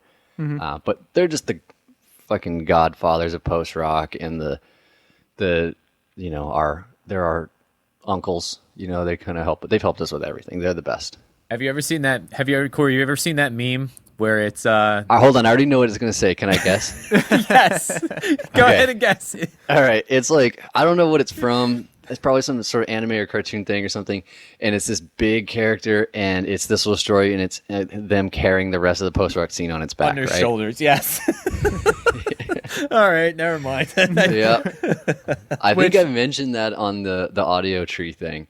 Is that exact same meme? Yeah. Oh, that's I funny. had just seen it. Oh, it's so good. It's because, I mean, you know, I'm not gonna say it's true, but they are the best. I'll just say I will that. say this: they continue to reinvent themselves, yet Yeah. still remain compelling and good. Yeah. You, Hell you yeah, know what they I just mean? put out a record that's a soundtrack for a fucking restaurant. I mean, that's insane. The ground they can cover. So, okay, the best thing that I think they've ever done is they have a 12-inch picture disc. It's a 45 RPM on both sides, and it's called Moving on the Edges of Things. And it sounds like the record player is eating itself. It's like the soundtrack to a horror movie. And I just love the ground that they can cover, especially like you compare Tunnel Blanket to Self-Titled, and you're like, are these the same bands? Like, what happened to them? Exactly. Like, some of the shit's so scary. That jump is legendary, and I talk about it. I've mentioned it a couple of times in our Instagram account. Like, I knew them as the nice post-rock band who put out the Self-Titled. And one day we went to Kung Fu Necktie in Philly to see them, and we're all like high and drunk and out of our minds. And suddenly they open with Black Dunes. And we all looked at each other. We're like, "What the fuck is going on?" And it was Dude, I just, wish I would have seen that show. We played at that venue too. Like, that's pretty small for them. yeah. Oh, Yeah, yeah. this was that was like awesome. this was 10 years ago. So Yeah. Okay. they've grown exponentially since. But I'll never forget that show. It was incredible. That is a good memory right there. That's pretty sweet. I think around that same time, I guess kind of the night I met them in New Orleans, they were playing the Tunnel Blanket stuff too. And there's kind of a funny story. There are some people there that it was like one of those open kind of bars in New Orleans where you don't have to pay to get in. I don't think they're probably just getting like a cut from the bar and stuff. So there's people there that are not there to see the show at all. And during their quiet parts, just, you know, being loud. And then I think at some point, these two people just are like dancing right in front of Chris's face. And I think eventually a bat came out, or the bartender came out with a chair, and like a fight broke out and stuff. So yeah, it's like with those dudes, you never know what's gonna happen. Like, their music is over here and then over there. Their shows can turn crazy sometimes, I guess. They got a lot of range, those boys. Seriously, I saw a fist fight break out during one of their sets. There you I go, was like- man. See? Yeah, in New York. I was like, "What the fuck? Isn't this a post-rock show?" You know what I bet it was? I bet somebody wouldn't shut the hell up, and someone got mad. I've seen that happen so many times. When they played their 10-year anniversary of the Self-Titled, it was at Red 7 or Barracuda. The name had changed, and rest in peace, by the way. The venue just went under, sadly. Yeah. But they played outside, and and Self-Titled is a really quiet album. And they have the door swinging open and closed from people coming in from the inside stage. And for some reason, someone booked a band on the inside stage. There's no one in there watching them. And you get to hear this loud, like, whatever indie rock crap was happening, just bleeding through like the quietest little, ambient part of one of their 7-minute quiet songs. And I would punch somebody out too for that. I have shushed people during post-rock bands because it's yeah. probably my favorite genre, and I get very into it. I get very emotional, and like I was seeing Balmorhea before, and there's like there's these two people on a first date, and like I hear this most emotional, beautiful music, and all I hear is, "So what do you like to do?" I don't know. So what do you like to? And I was like, the worst. hey, shh, and then like they were mad at me for the rest of the show. But dude, it's like it's an experience. I mean, It come is. I got to see Balmorhea and This Will Destroy You together play at a comedy club with stadium seating, and I say stadium, it only fit like maybe just like 60 people, something like that, like really small. Wow. And it's like movie theater style, goes up, and that was like right when I moved to Austin. That was a really cool show. But yeah, I can imagine someone saying even a word in that little auditorium, people have been pissed. You gotta Oh, be yeah. respectful, you know? So I managed to see Glassing once, which I'm very happy about. Now you were supposed to play some gig at Brooklyn Bazaar, and Oh, yeah. I think that got canceled or something. And Yeah. and what happened there? Yeah, we were trying to. Gifts from Enola, awesome post rock band. Yeah. They were around for a while in the early mid 2000s, late 2000s, I guess. Anyway, I think they kind of called it quits in like 2013, something like that, and they were doing a reunion show with Constance, and both of those bands I had played with in my old post rock band when I was in New Orleans, so I kind of knew those dudes. And when we were trying to book the tour, that was happening at St. Vitus, I like pulled out all the stops. I was like asking everyone I knew, like, how can we get on this show? Yeah. So honestly, I just begged, borrowed, and stealed. That's how that happened. And I was so happy because I saw okay, on the same night Glassing is playing Brooklyn Bazaar and Gates is playing St. Vitus on that Gifts Yeah. of Enola show that you're talking about. And I was like, fuck. How am I going to Gage was choose on that too. Yeah, I was like, how am I going to choose between these two? I can't. I need to see Glassing, and Gates is one of my favorite bands. Like, what am I going to do? So I saw that the show just became one. Like, Yeah. now Glassing is opening the show at So St. happy Vitus. that happened, and Gates was too. incredible too. That whole show was just so good. I loved those bands, and I'm happy they let us on. I think if we didn't have some of the post twinkly parts, we wouldn't have been able to get on that show because those aren't exactly heavy bands. And I Right. think we're probably a little more aggressive than those. And there's certainly not. I think maybe Gifts from Enola has some screaming kind of stuff in the background, but they didn't add vocals to like their third album or something. Either Yeah. way, I'm happy that whoever ended up making the decision, I think it was actually Fred, who books a bunch of stuff and writes reviews and stuff. He's an awesome guy in Brooklyn. I think he ended up helping us pull the strings on that. It was an awesome show, and it felt like old times. You know what I mean? When like any yeah. band under the umbrella of hardcore would just play together, and it was cool. Exactly. Yeah. I felt the same way. We were stoked. Yeah, and I do remember you because I bought a shirt, and I just remember thinking, wow, this guy is really nice. So it should be you working the merch table. That's so funny, man. So Dustin Camacho, I mean, you know why Camacho's not allowed to, because he'll just literally throw shit at people. Also, the damn, like, the PayPal or the reader, the Bluetooth reader for cards. I think I'm actually the only human that knows how to work that thing. Oh, in general, not just my band. Those things are the worst. The first day of the tour, we got a quarter stuck in the PayPal card reader. And it was just this like ironic old world meets new world technology. I got an old world piece of money stuck into a thing that only takes new world money, and I had to get a credit card to get the quarter out. I mean, imagine Camacho trying to deal with that. He would throw it at somebody. He wouldn't be able to handle it. So, but we do have a plan where as soon as we're done, I'll wrap up a couple cables, but those dudes will be the muscle and like help kind of move the gear, and I kind of go to the merch table. So we do kind of have a system there, but I appreciate kind words. Yes. So what's coming up now? Let me tell the audience. Tommy and I have heard an advance of one of the demos that they're working on for the new album, and I have to say it's incredible. It's pure Glassing, and Cory, like you were mentioning, with like the heavier tuning, like the heavier parts are heavier, the post rock parts are just beautiful. It was incredible. So thanks for giving us a sneak peek of that. Heck yeah. I'm happy. We're in that phase of we just got like the first rough backs, and we still have notes and all that stuff, but I'm just so excited to show somebody. So I'm happy I got to send it to you. But yeah, I think you're right. Having tuning down an extra step.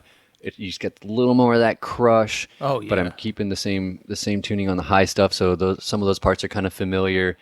Yeah, I'm curious to see how the response is from it. I think we're writing stuff that's a little. It's definitely very Glassing-ish. It might be a little more out there in terms of. I don't want to say darker necessarily, but like maybe a little more. I think the end has kind of got this creepy melancholy thing that I'm like. I think it's cool to explore because it's not just pretty. Yeah. It's not just dark. It's kind of got this uneasy vibe to it, and I think we all really are into that sort of vibe. I don't know if that's just seeping in from society right now or what the deal is, but I'm digging that kind of timbre right now. I think it is, and that's a good point because day to day is just so crazy. I lose track of what day it is and time, and like my mood is just so up and down. You know what I mean? It's like, are you experiencing the same thing? Yeah, man. I mean, at practice the other day, I was just like, I had to go just sit down and just like, I don't know, not digging it. I don't know what it is. Probably me not playing basketball. It's probably what I haven't worked out in 3 months. I need to go for a run. I think it's a lot of that. Our work situations are different. Both the boys are not doing what they were doing before all of this, and I think that's taken a little bit of a toll on them. I'm fortunate that I was able to just start working from home, but I'm sitting in the same part of my house all day, every day, and losing some of that social interaction. I mean, everything's going to seep into your music, and with what's happening now, if it's a weird time to write music. So I'm pretty interested to, and I've always been into darker music that makes you feel something. Yes. I have I'm quick to disdain and on superficial music. I have a hard time listening to something that's just there to be there. I don't know how to describe it. I just want something that pulls at me, Absolutely. Tommy and I had this discussion before. We're texting, and he's like, we listen to like hardcore hip hop and like hardcore bands and post rock. He's like, what are we doing? Like, we're all over the place. I was like, nail no, it down either. Yeah, and I was like, dude, it all makes us feel something. Yeah. Like it all touches that same nerve. Like that's the music that I love. If I listen to it and I have a visceral reaction to it, it makes me feel something. That's it. I love it. Yeah. To that point, I think I heard someone say it really well. I think it was one of my friends from Rosetta, an amazing band, by the way. I know them out of Philly, right? Yeah. Well, I don't know them, but I've seen them a bunch of times. Yeah. Yeah. They create that kind of music for me too. And I think I heard one of them saying in a podcast that it's music they want to make, and they want to listen to music that demands your attention. Yeah. It's not just background music. It's something that demands your attention. And I'll never forget when we were driving from, I think it was probably like Tucson to San Diego or something, and we put on their new record, Utopioid. And I don't think we said a word the entire hour. I mean, that kind of music demands your attention, and it's got this. They always do a good job of that sort of melancholy. It's not just sad downer stuff. It's intricate. It makes you think a little bit. There's some hope. There's some sadness. It just kind of runs a gamut, and I think that you got to have all of that in there to really to make a point. And instead of just kind of always making everything so pretty or everything so dark or everything so heavy, I think that's part of the reason that why we kind of go in different directions, and one song may have 4 different genres into it, because going about our everyday, there's things just change. Things are different. You feel different emotions, and I think our songs kind of capture just like that ebb and flow of life. Absolutely. It definitely comes across. So when can we expect some new material from Glassing, or do we not know yet? Well, I think what's probably going to happen here is so we have half a new record done, and I don't know why we decided to piece it together this way, other than we wanted to put a single out, essentially. It's kind of an interesting remember back in the day, you go and you get a single like on tape or CD. Like a single. Yeah, a single, man. I don't know. We think we just kind of wanted to flirt with that. We've never done that. We've only just put out a full length. Hey, boom, here's a full length. Right.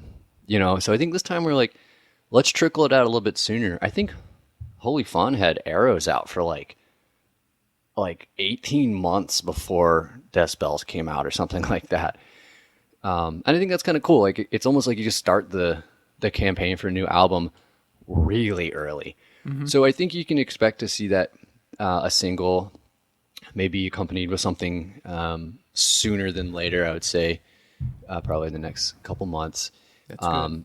Yeah. And then we're going to kind of do our best to finish everything else up and probably, put another single out maybe around the time it starts coming out. But to answer your question, you'll see something soon.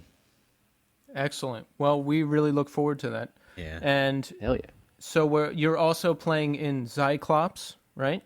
Yeah. All three of us have our own kind of other side projects too.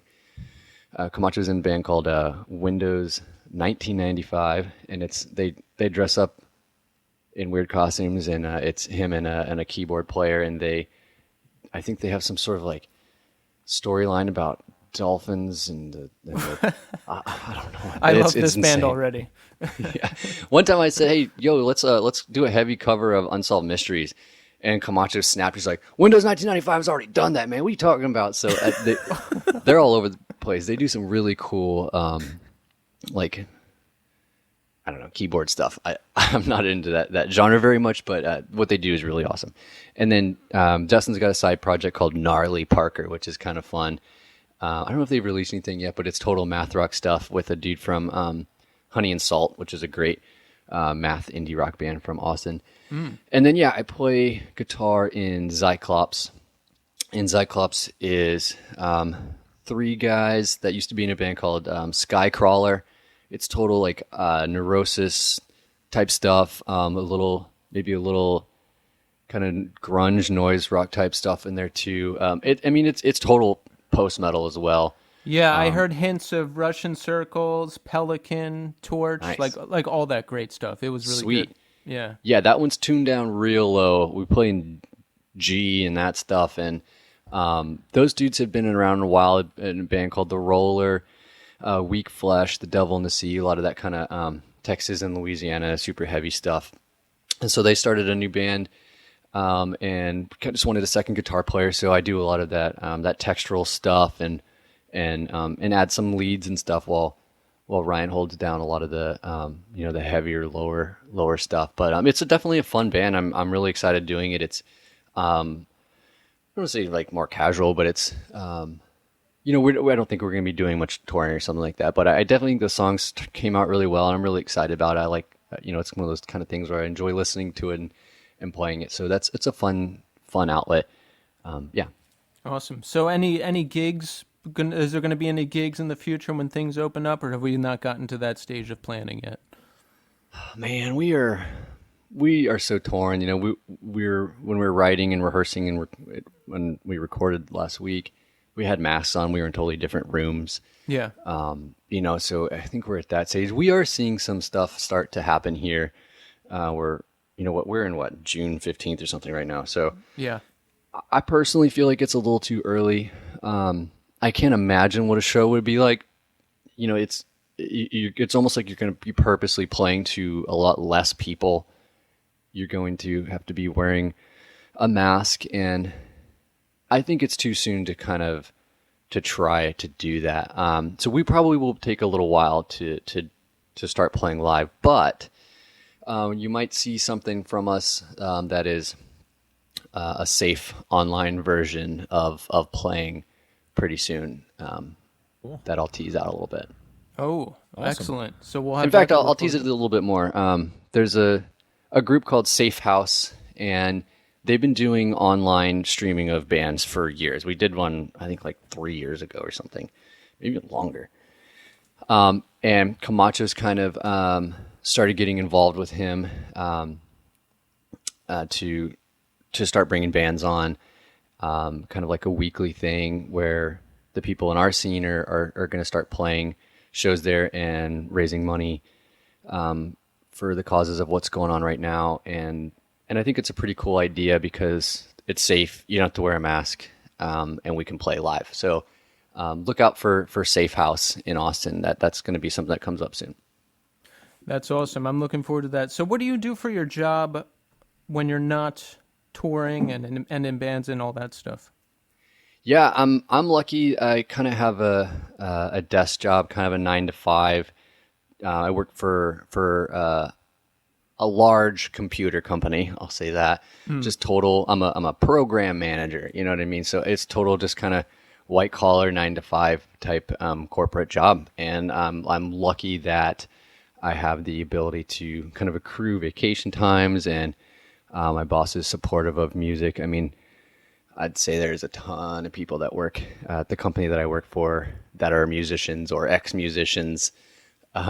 So they get it. It wouldn't be the first time someone took off work to go on tour at that company. So it's really nice that I have that sort of privilege to be able to kind of balance both worlds. It's not easy, but that's my approach. It's very difficult because I do the same thing. I work for a major corporation and I do project management / solution engineering. And well, none of my bands have ever made it to like the touring stage or any of that where I've had to make that decision.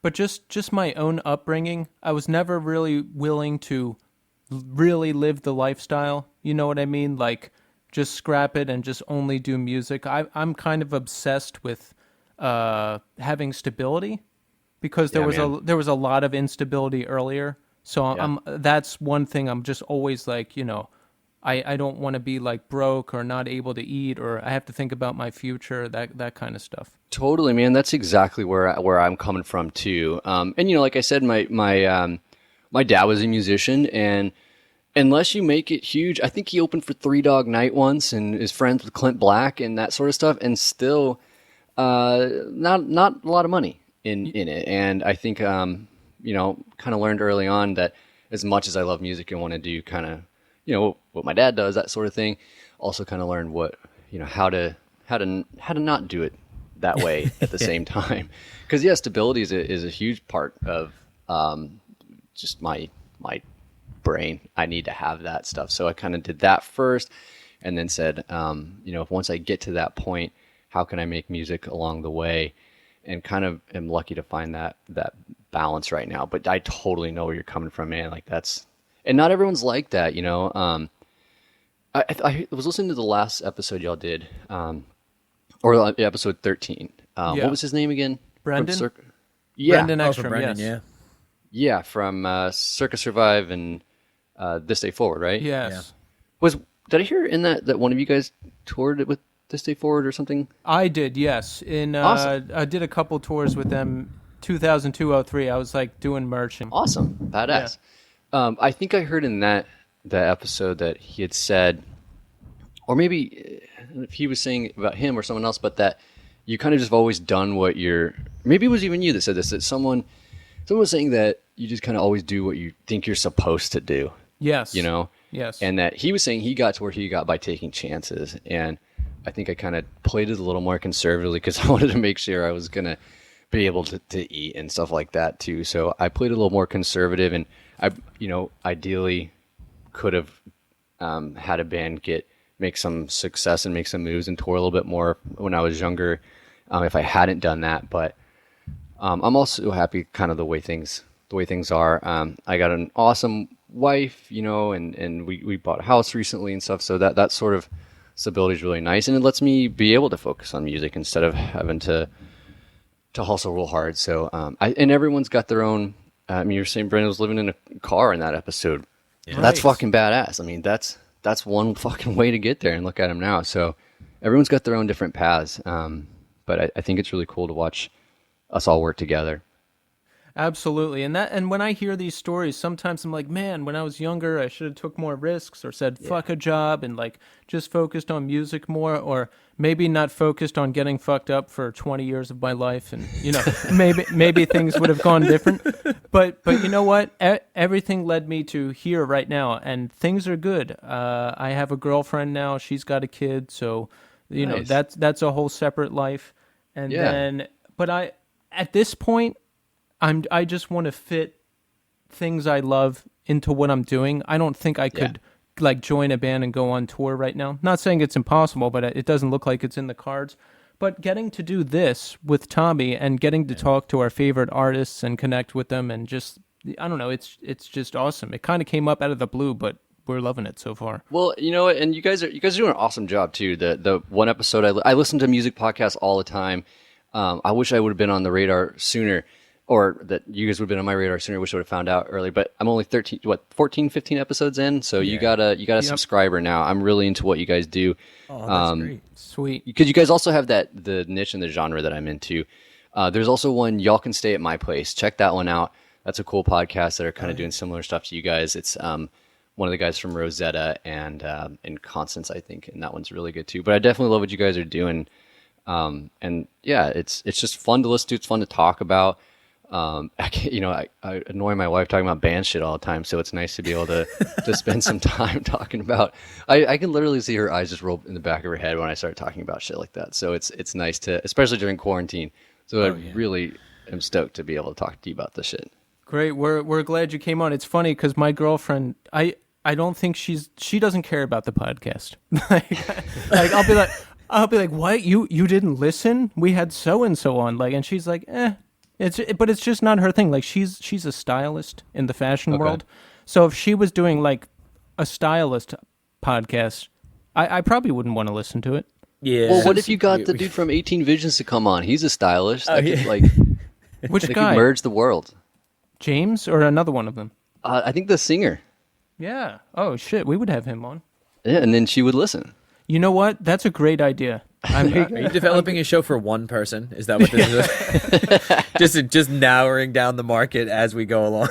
No, I was going to say this with like when you guys were talking about jobs. I think that's one of the things that just like continuing with like having a career that's stable also allows you to make choices that enable you to pursue what you want when you have the time. And I think there's something to be said for people that are prudent about doing things like that, like really taking into consideration, like, look, I want to do this, but I also want to make sure I have the stability that goes along with it that allows me to continue to do it for an extended period of time. Nailed it. That's exactly kind of where I've kind of ended up with the goal that I have in mind as well. And also, I don't want to ever have to make music so that I can make money. Yeah. Right. And don't get me wrong. I want to play to 1,000 people, whatever, and make it as big as possible. But I don't want to have to do that. I want to be able. I want to want to do that. Right. Yeah. Plus, quality of life is big for me. Like I'm touchy with people. I like a lot of solitary time, and I live in New York City. I don't want to move back into a house with like 8 dudes. Like I'm 38 years old. Like I have you gotta walk through Deaf Heaven playing to get to your bedroom. Yeah, I'm not about that anymore. Yeah, man, I totally get that side. It's nice to be able to get some stability, and also I think, like you said, just be able to, it frees you up to be more creative sometimes instead of the other way around. Yeah. Absolutely. Well, Cory, it looks like we're winding down here, but is there anything else we didn't talk about that you want to cover here? I think I've just some shout outs, I guess. You know, I've kind of mentioned Michael Mason. He's got Mason Guitars. He plays guitar in Cult Leader. He hooked me up with a really swell handmade guitar, so I recommend that if anyone's into gear like that. I would say for some local bands to check out, I mentioned Grievo, our boys in Exhalants, and Easy Prey. Check out both of those, please. I would also kind of throw out Black Ops and Communion.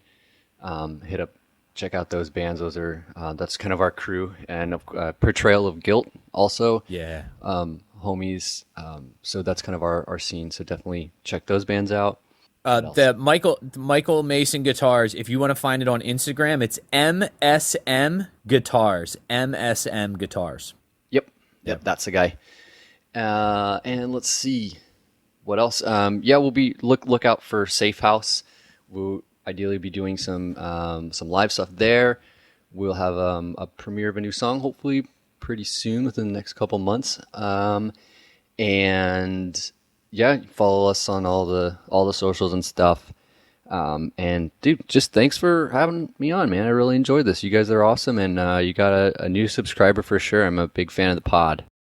There you have it, folks. The Cory Brim interview. That was an awesome one, wasn't it? That was really fun, and they're like one of those bands that they're just so unique. They just blend so many different styles, but there's like a couple bands out there that do it for me still, that like when I hear them, like they produce music that still, I hate to be like dramatic about it, but it like makes me feel something. Like they Yes. Yeah. They Plus, they're just so nice, you know. Like he shared some of that inside stuff with us, and we got to hear a demo of the new track. Like he felt as excited about it as we did, and that was cool. And that was our number one record of 2019. I mean, come on, that's awesome stuff.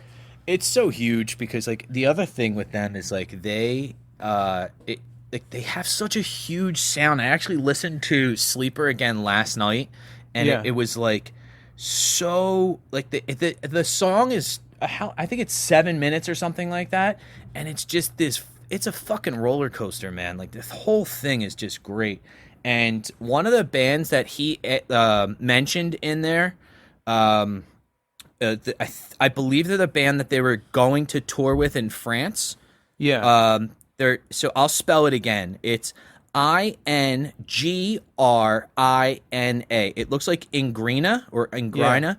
There's a song that they have called Stolidity. So fucking heavy. It's so good. It's atmospheric. It's dark. It's fucking just punishing. Their shit is really good. I really want to listen to them based on his description. And it was funny. I was talking to my girlfriend last night, I think, and she's like, "Oh, if everything really goes to shit in this country, do you want to move like to another country?" I was like, "Yeah, we were just talking to this dude Cory, and he said there's a very good post scene over there, so like let's move there, and then I can like maybe get into a band." Yeah. She's like, "All right." See how it's all working out. I was gonna say, so how's your French though? Awful. Yeah. What language did you take in high school? Latin. Yeah, me too. I took Latin. I took Latin and French. Big fucking waste of time. I like Je m'appelle Monsieur Doherty, and I'm fucking done.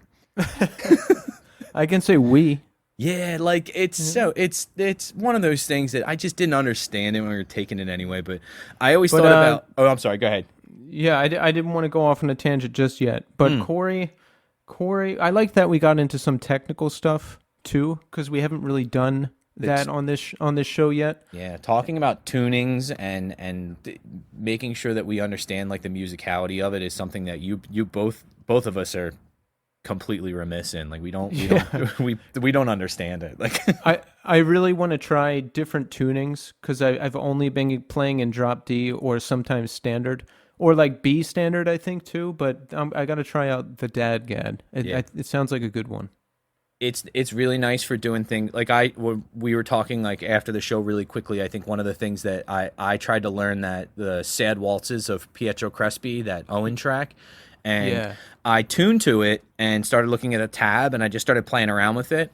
And I forget what capo, it involves a capo to play that song correctly. So I think I put it on the 5th fret and I just started like messing around and I never ended up learning the song because I was just so infatuated with like the different sounds you could get out of it. It's really fun. I always sit down to learn a song and I make it about 10% in and then I don't do it. Like I was learning that whole piano intro to Melancholy and the Infinite Sadness. Oh yeah, the Smashing Pumpkins double album. I got like 5 seconds into the song and then I lost, like I just didn't keep up with it. You have to hit so many keys at once. Yo, I've actually, so this is I've done it twice with songs, and they're the only 2 piano songs I can play. I can play the piano break from Derek and the Dominoes' Layla, because I got obsessed with it from towards the end of Goodfellas when they start killing everybody. and they do that sequence of like how he kills Frenchie and Joey Carbone and all those people. I just was like, I need to learn how to play that, and I fucking took like 3 days and really sat down. I could still play it to this day. Like I know most of it for like I know the first minute and a half of it all the way through.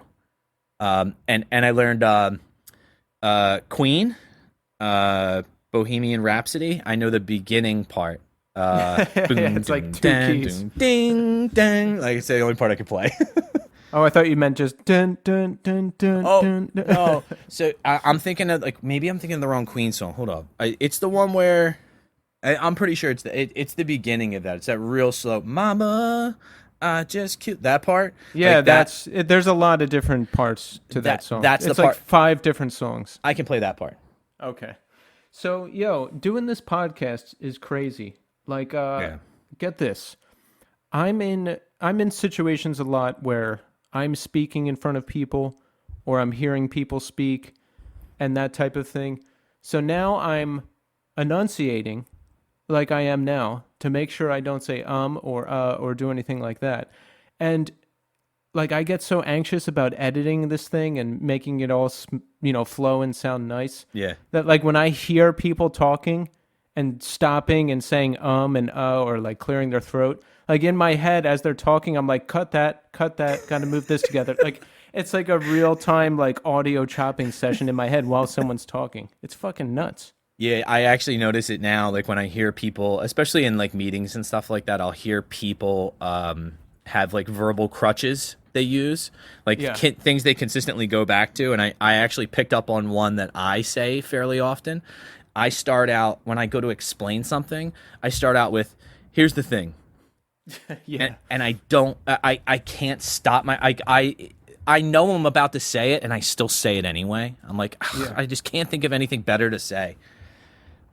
I mean, it's better than like saying like I just did. Yeah. Or it's a good kickoff. Here's the thing. It's very affirming. It also comes off with like this authority. Like I know what I'm talking about. It's like, no, you don't know anything, dummy. Like shut up, stupid. This is actually a complete aside, but it's like one thing I've had to keep correcting the girls.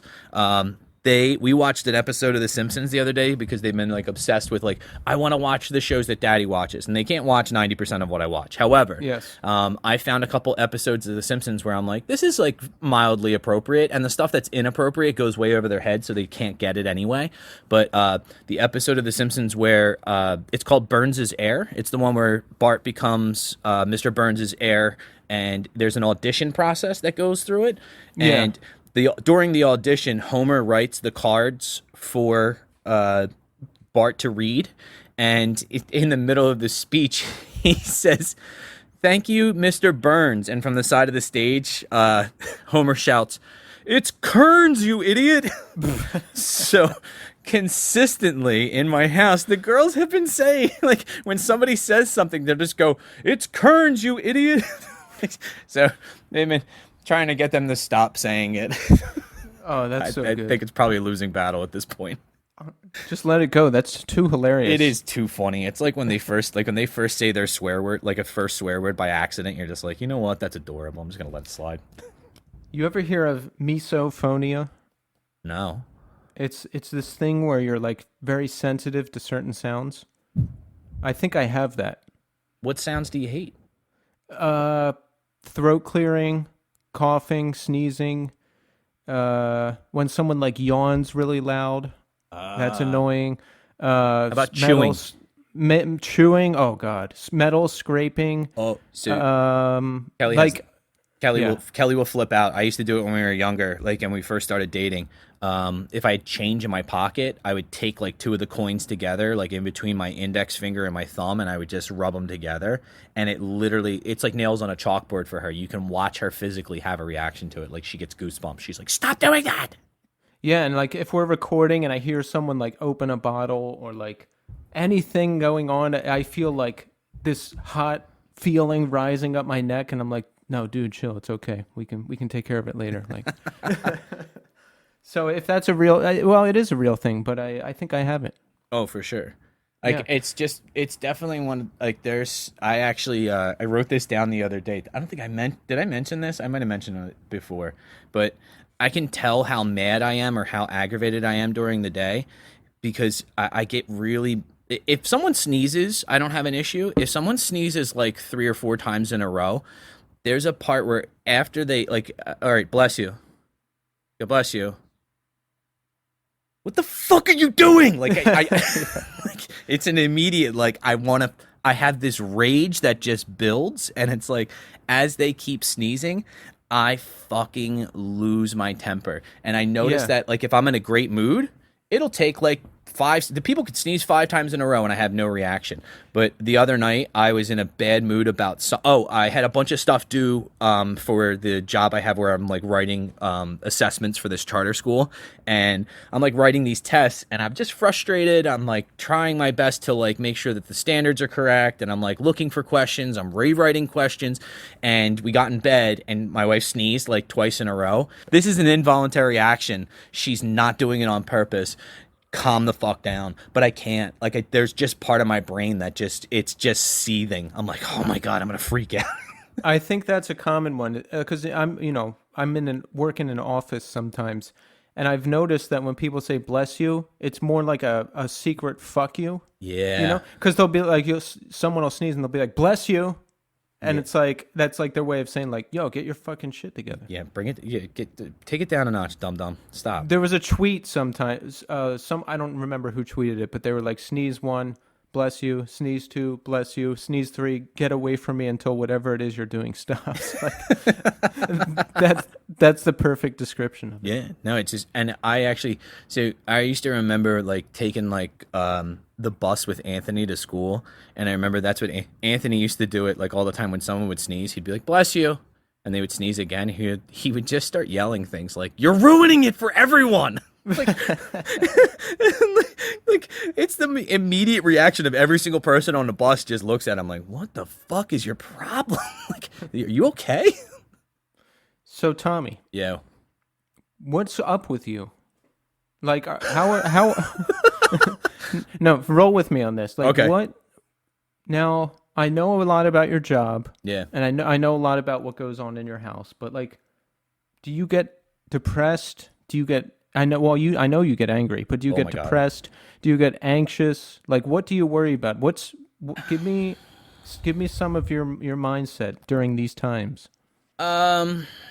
I don't know. Okay, so like during these times, I think my biggest thing is like I'm trying to make sure like everything's okay in my house. Like Yeah. whether it's just fixing things or like making sure like we're maintaining the house the correct way, or I'm fixing the air conditioner if it's broken, like that kind of stuff. But there's also like a real part of my brain that's like since my daughters haven't been in school for 3 months, and I don't know how to put this. Like, so I feel like they're falling behind. Like they felt like every time they got report cards, they're like so far ahead. They're doing great. They're doing great. And then this last report card just came out, and it was like, yeah, they're doing all right. And I'm like, yeah, because they've been just doing the work that's assigned to them online, and the work online has to be at like kind of like the medium to like low level, because every kid has to be able to do it basically independently. So my wife and I have been kind of as the girls are transitioning out of school now and into the summertime, just making time during the day to kind of push them a little bit harder with stuff. The other thing is having uncomfortable conversations with them about kind of like what's going on in the world. They Yeah. have a lot of questions. The nice thing is we watched that they had that thing on CNN, The where Sesame Street thing. precisely. So we Yeah. watched that, and they have lots of questions about like, I mean, a lot of their questions center around just death in general. They're still at that age where they can't kind of wrap their head around that death is forever. So like they have little experiences with that. Like we had a goldfish that died. But they haven't had any like major traumatic things in their lives happen, and I feel like this is a good time to have these conversations where like to kind of get them mentally prepped to be like, okay, so sometimes life is scary, Sometimes life can make you anxious. But I think mindset wise for me, I've always been, and this, some people, you can take it for whatever it is, but I've always been very much of the, there's like a whole philosophy I learned about in high school called Stoicism. And like the whole thing about Stoicism is accepting that death is an inevitability. You can't do anything to change that. And you should really be, you know, I hate to be like corny about it, but like, you know, like people say, live your best life. Like you should be doing right now exactly what you want to do. You should be preparing. You should be working hard. And I think the biggest thing is that I try always to explain it to like my students, especially like the obstacle is the way to go. Like don't do the easy shit in life. Like the way to get yourself better, smarter, stronger, faster, more equipped to deal with reality is to fucking put yourself in situations that are uncomfortable. And if anything has shown us that in the last, you know, month or so with all like protests going on and things, is that this is a lot of people having uncomfortable conversations or being put in situations where they feel like this is uncomfortable for me. And I love that. I love that cringy, this makes me feel weird kind of moments because, well, it makes you feel alive. Yeah. And on top of that, you really feel growth when you put yourself in shitty situations or things where you just go, okay, that didn't feel good, or I didn't like the way that felt, or I didn't like the way I reacted to that. And you can look back on it and growth can come from that. I think that's a huge, huge part for me. Like, and That's what they say in Call of Duty. Sometimes when you win a round, they're like, who dares wins. like that fucking Path to Resistance CD. Yeah. That's like fucking, I used to have that one. But yeah, I think that's another thing is I also well, you and I have talked about this at length, but I don't think we've really touched on it on the, in the podcast. But both of us grew up going to Catholic school. Yeah. Actually, we were talking about that on the last, like with Cory. Yeah. I didn't feel like it was my point to jump in and be like, oh, I went to Catholic school too. Like, you know, but I went to, not only I went to Catholic grade school, I went to an all boys Catholic high school, and I went to a Catholic college. So I feel like that amount of exposure to religion has kind of pretty much soured me on it. Yes. For a various number of reasons, but I'll give you a quick example. Like when my daughters were born, they were twins, and my mother's like devoutly religious, like prays the rosary and all that kind of stuff. Right? She goes to church every Sunday. She's a, you know, she donates a lot of money to the church. She's a big what my people used to call charismatic Catholic. Like they're like outlandish with it sometimes. However, I feel like that amount of exposure to it has kind of gotten me to the point where I just go, I don't see the benefit in this. And I feel like the closer and closer I get to like being older, like my father passed away when he was 41. If I look at myself on that same timeline, I have 3 years left. So that's a scary thought, but it's also very liberating. Like you can feel like, okay, well, if I only have this amount of time left, don't be scared of shit. Try and things. do you feel that? Do you feel that you only have 3 years left? There is a part of me that does feel like there is some type of weird ticking time bomb inside me that I'm gonna get.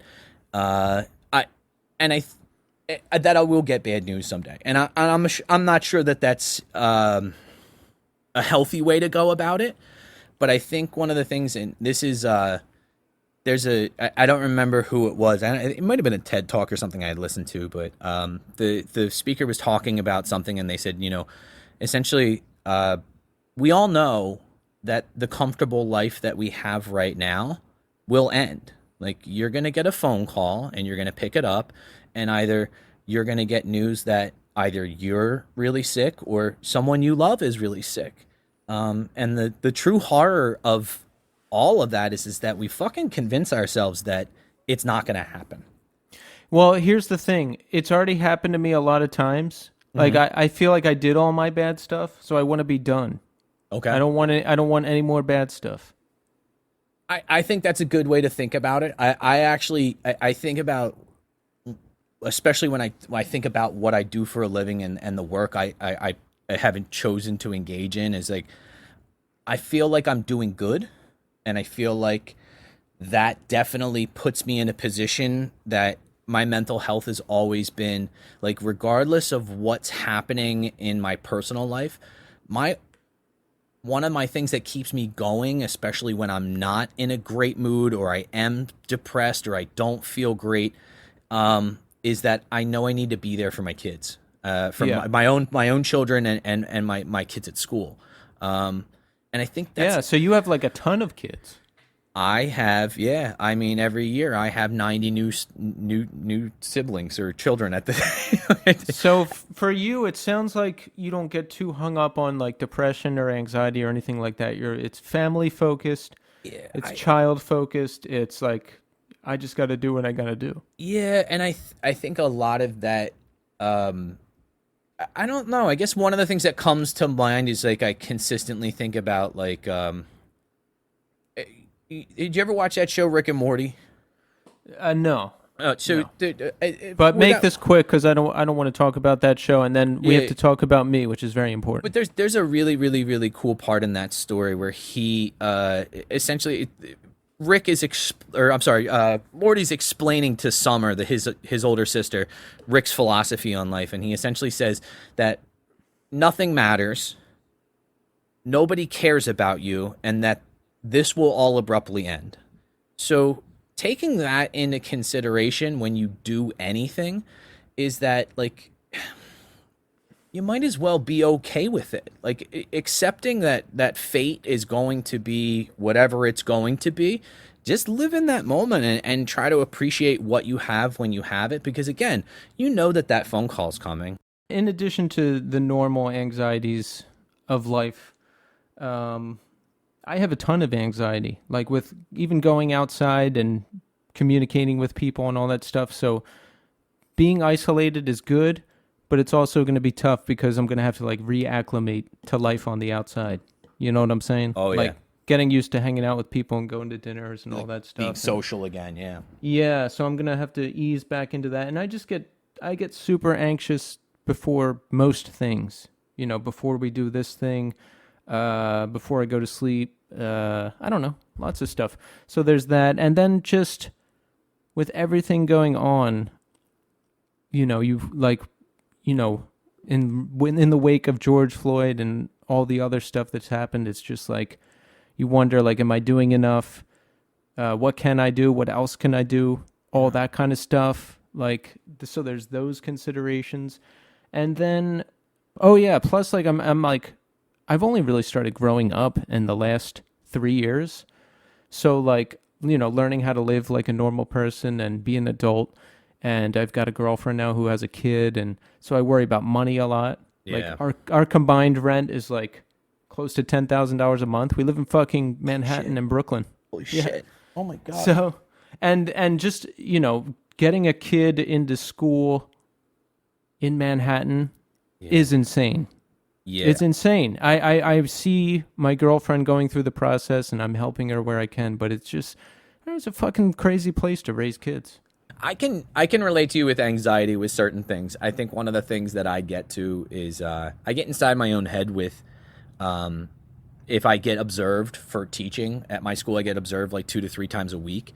I do get anxious about that because I want everything to go not perfect. I know that's an impossibility, but I know like I want it to be as a good representation of what it's like to be in my classroom. And I feel like sometimes when they walk out, I'm like, fuck, that didn't go well. And it's like I beat myself up for it for the next 24 hours until I get to go meet with that person and talk about what happened. And 99% of the time they're like, oh yeah, no, I didn't even really notice that. I'm like, really? That was all I could focus on was, you know, the one kid that wasn't doing work, or the wrong answer that the kid gave, or like, you know, just the misbehavior that I didn't address or something like that. And I do get anxious with that.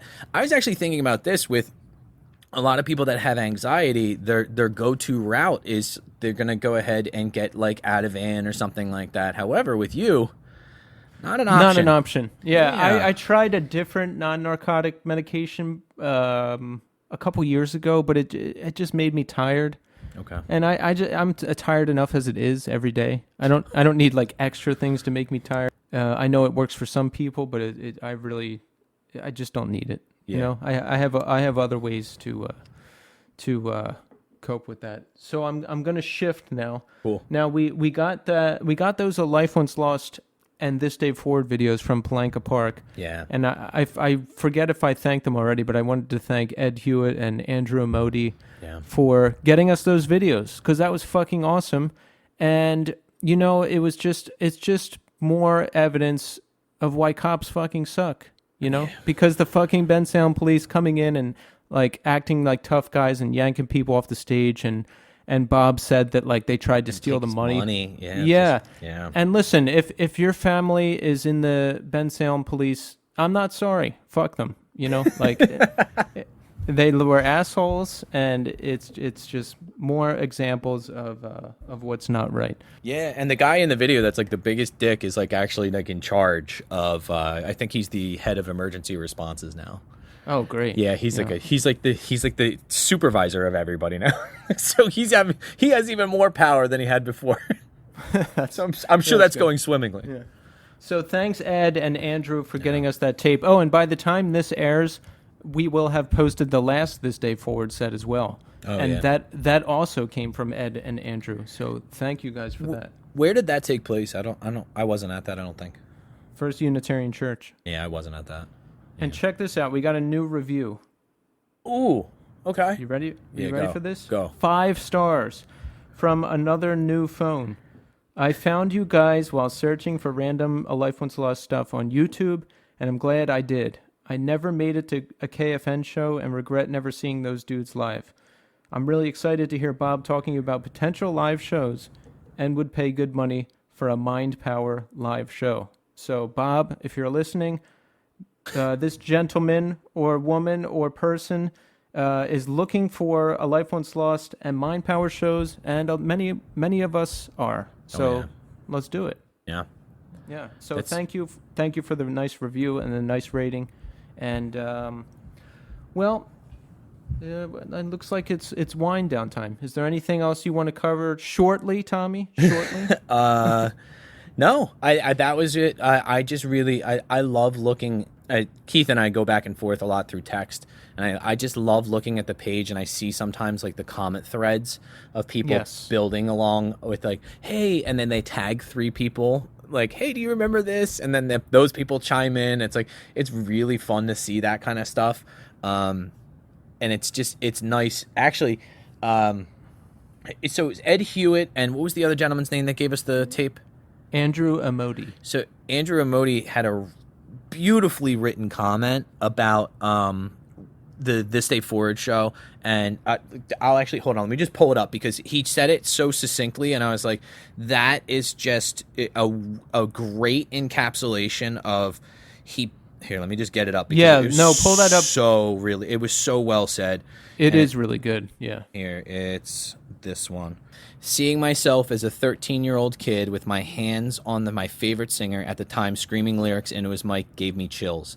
Times have changed, and it's awesome that this is still floating around now. This is a piece of our history. This is our culture that I grew up in, and it's now a part of who I am today. And it really does. It's a great encapsulation of that's why we're here. Like, that's why we do this. It's just, we think of those times as like, not perfect. We're not dumb. We know that there was, some things that were not happening, but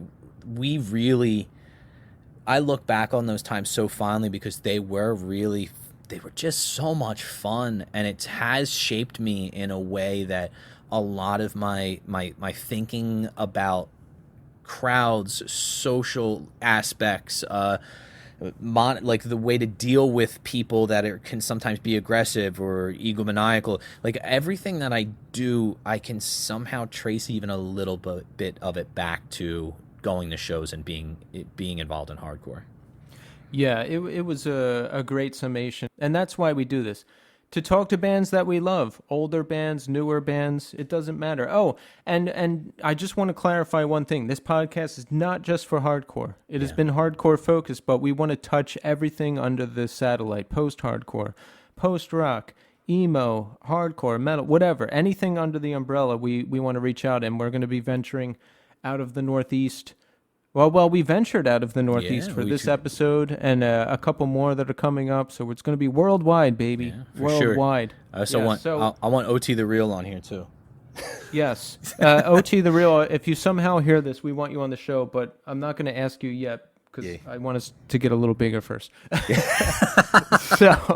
So remember to follow us on Twitter and Instagram. It's the NE Scene. And write us reviews and rate us on Apple Podcasts because apparently that helps us somehow. I've heard people say that, and I hope it's true. And like, subscribe, recommend us to a friend, share us with people, and keep listening. So thank you, everybody. We really love you all, and we are really appreciative of your continued support. And thank you. Until next time. Yeah, be kind to one another. Yes, please. We could use a little bit of that right now. Yeah. See you next time, everybody.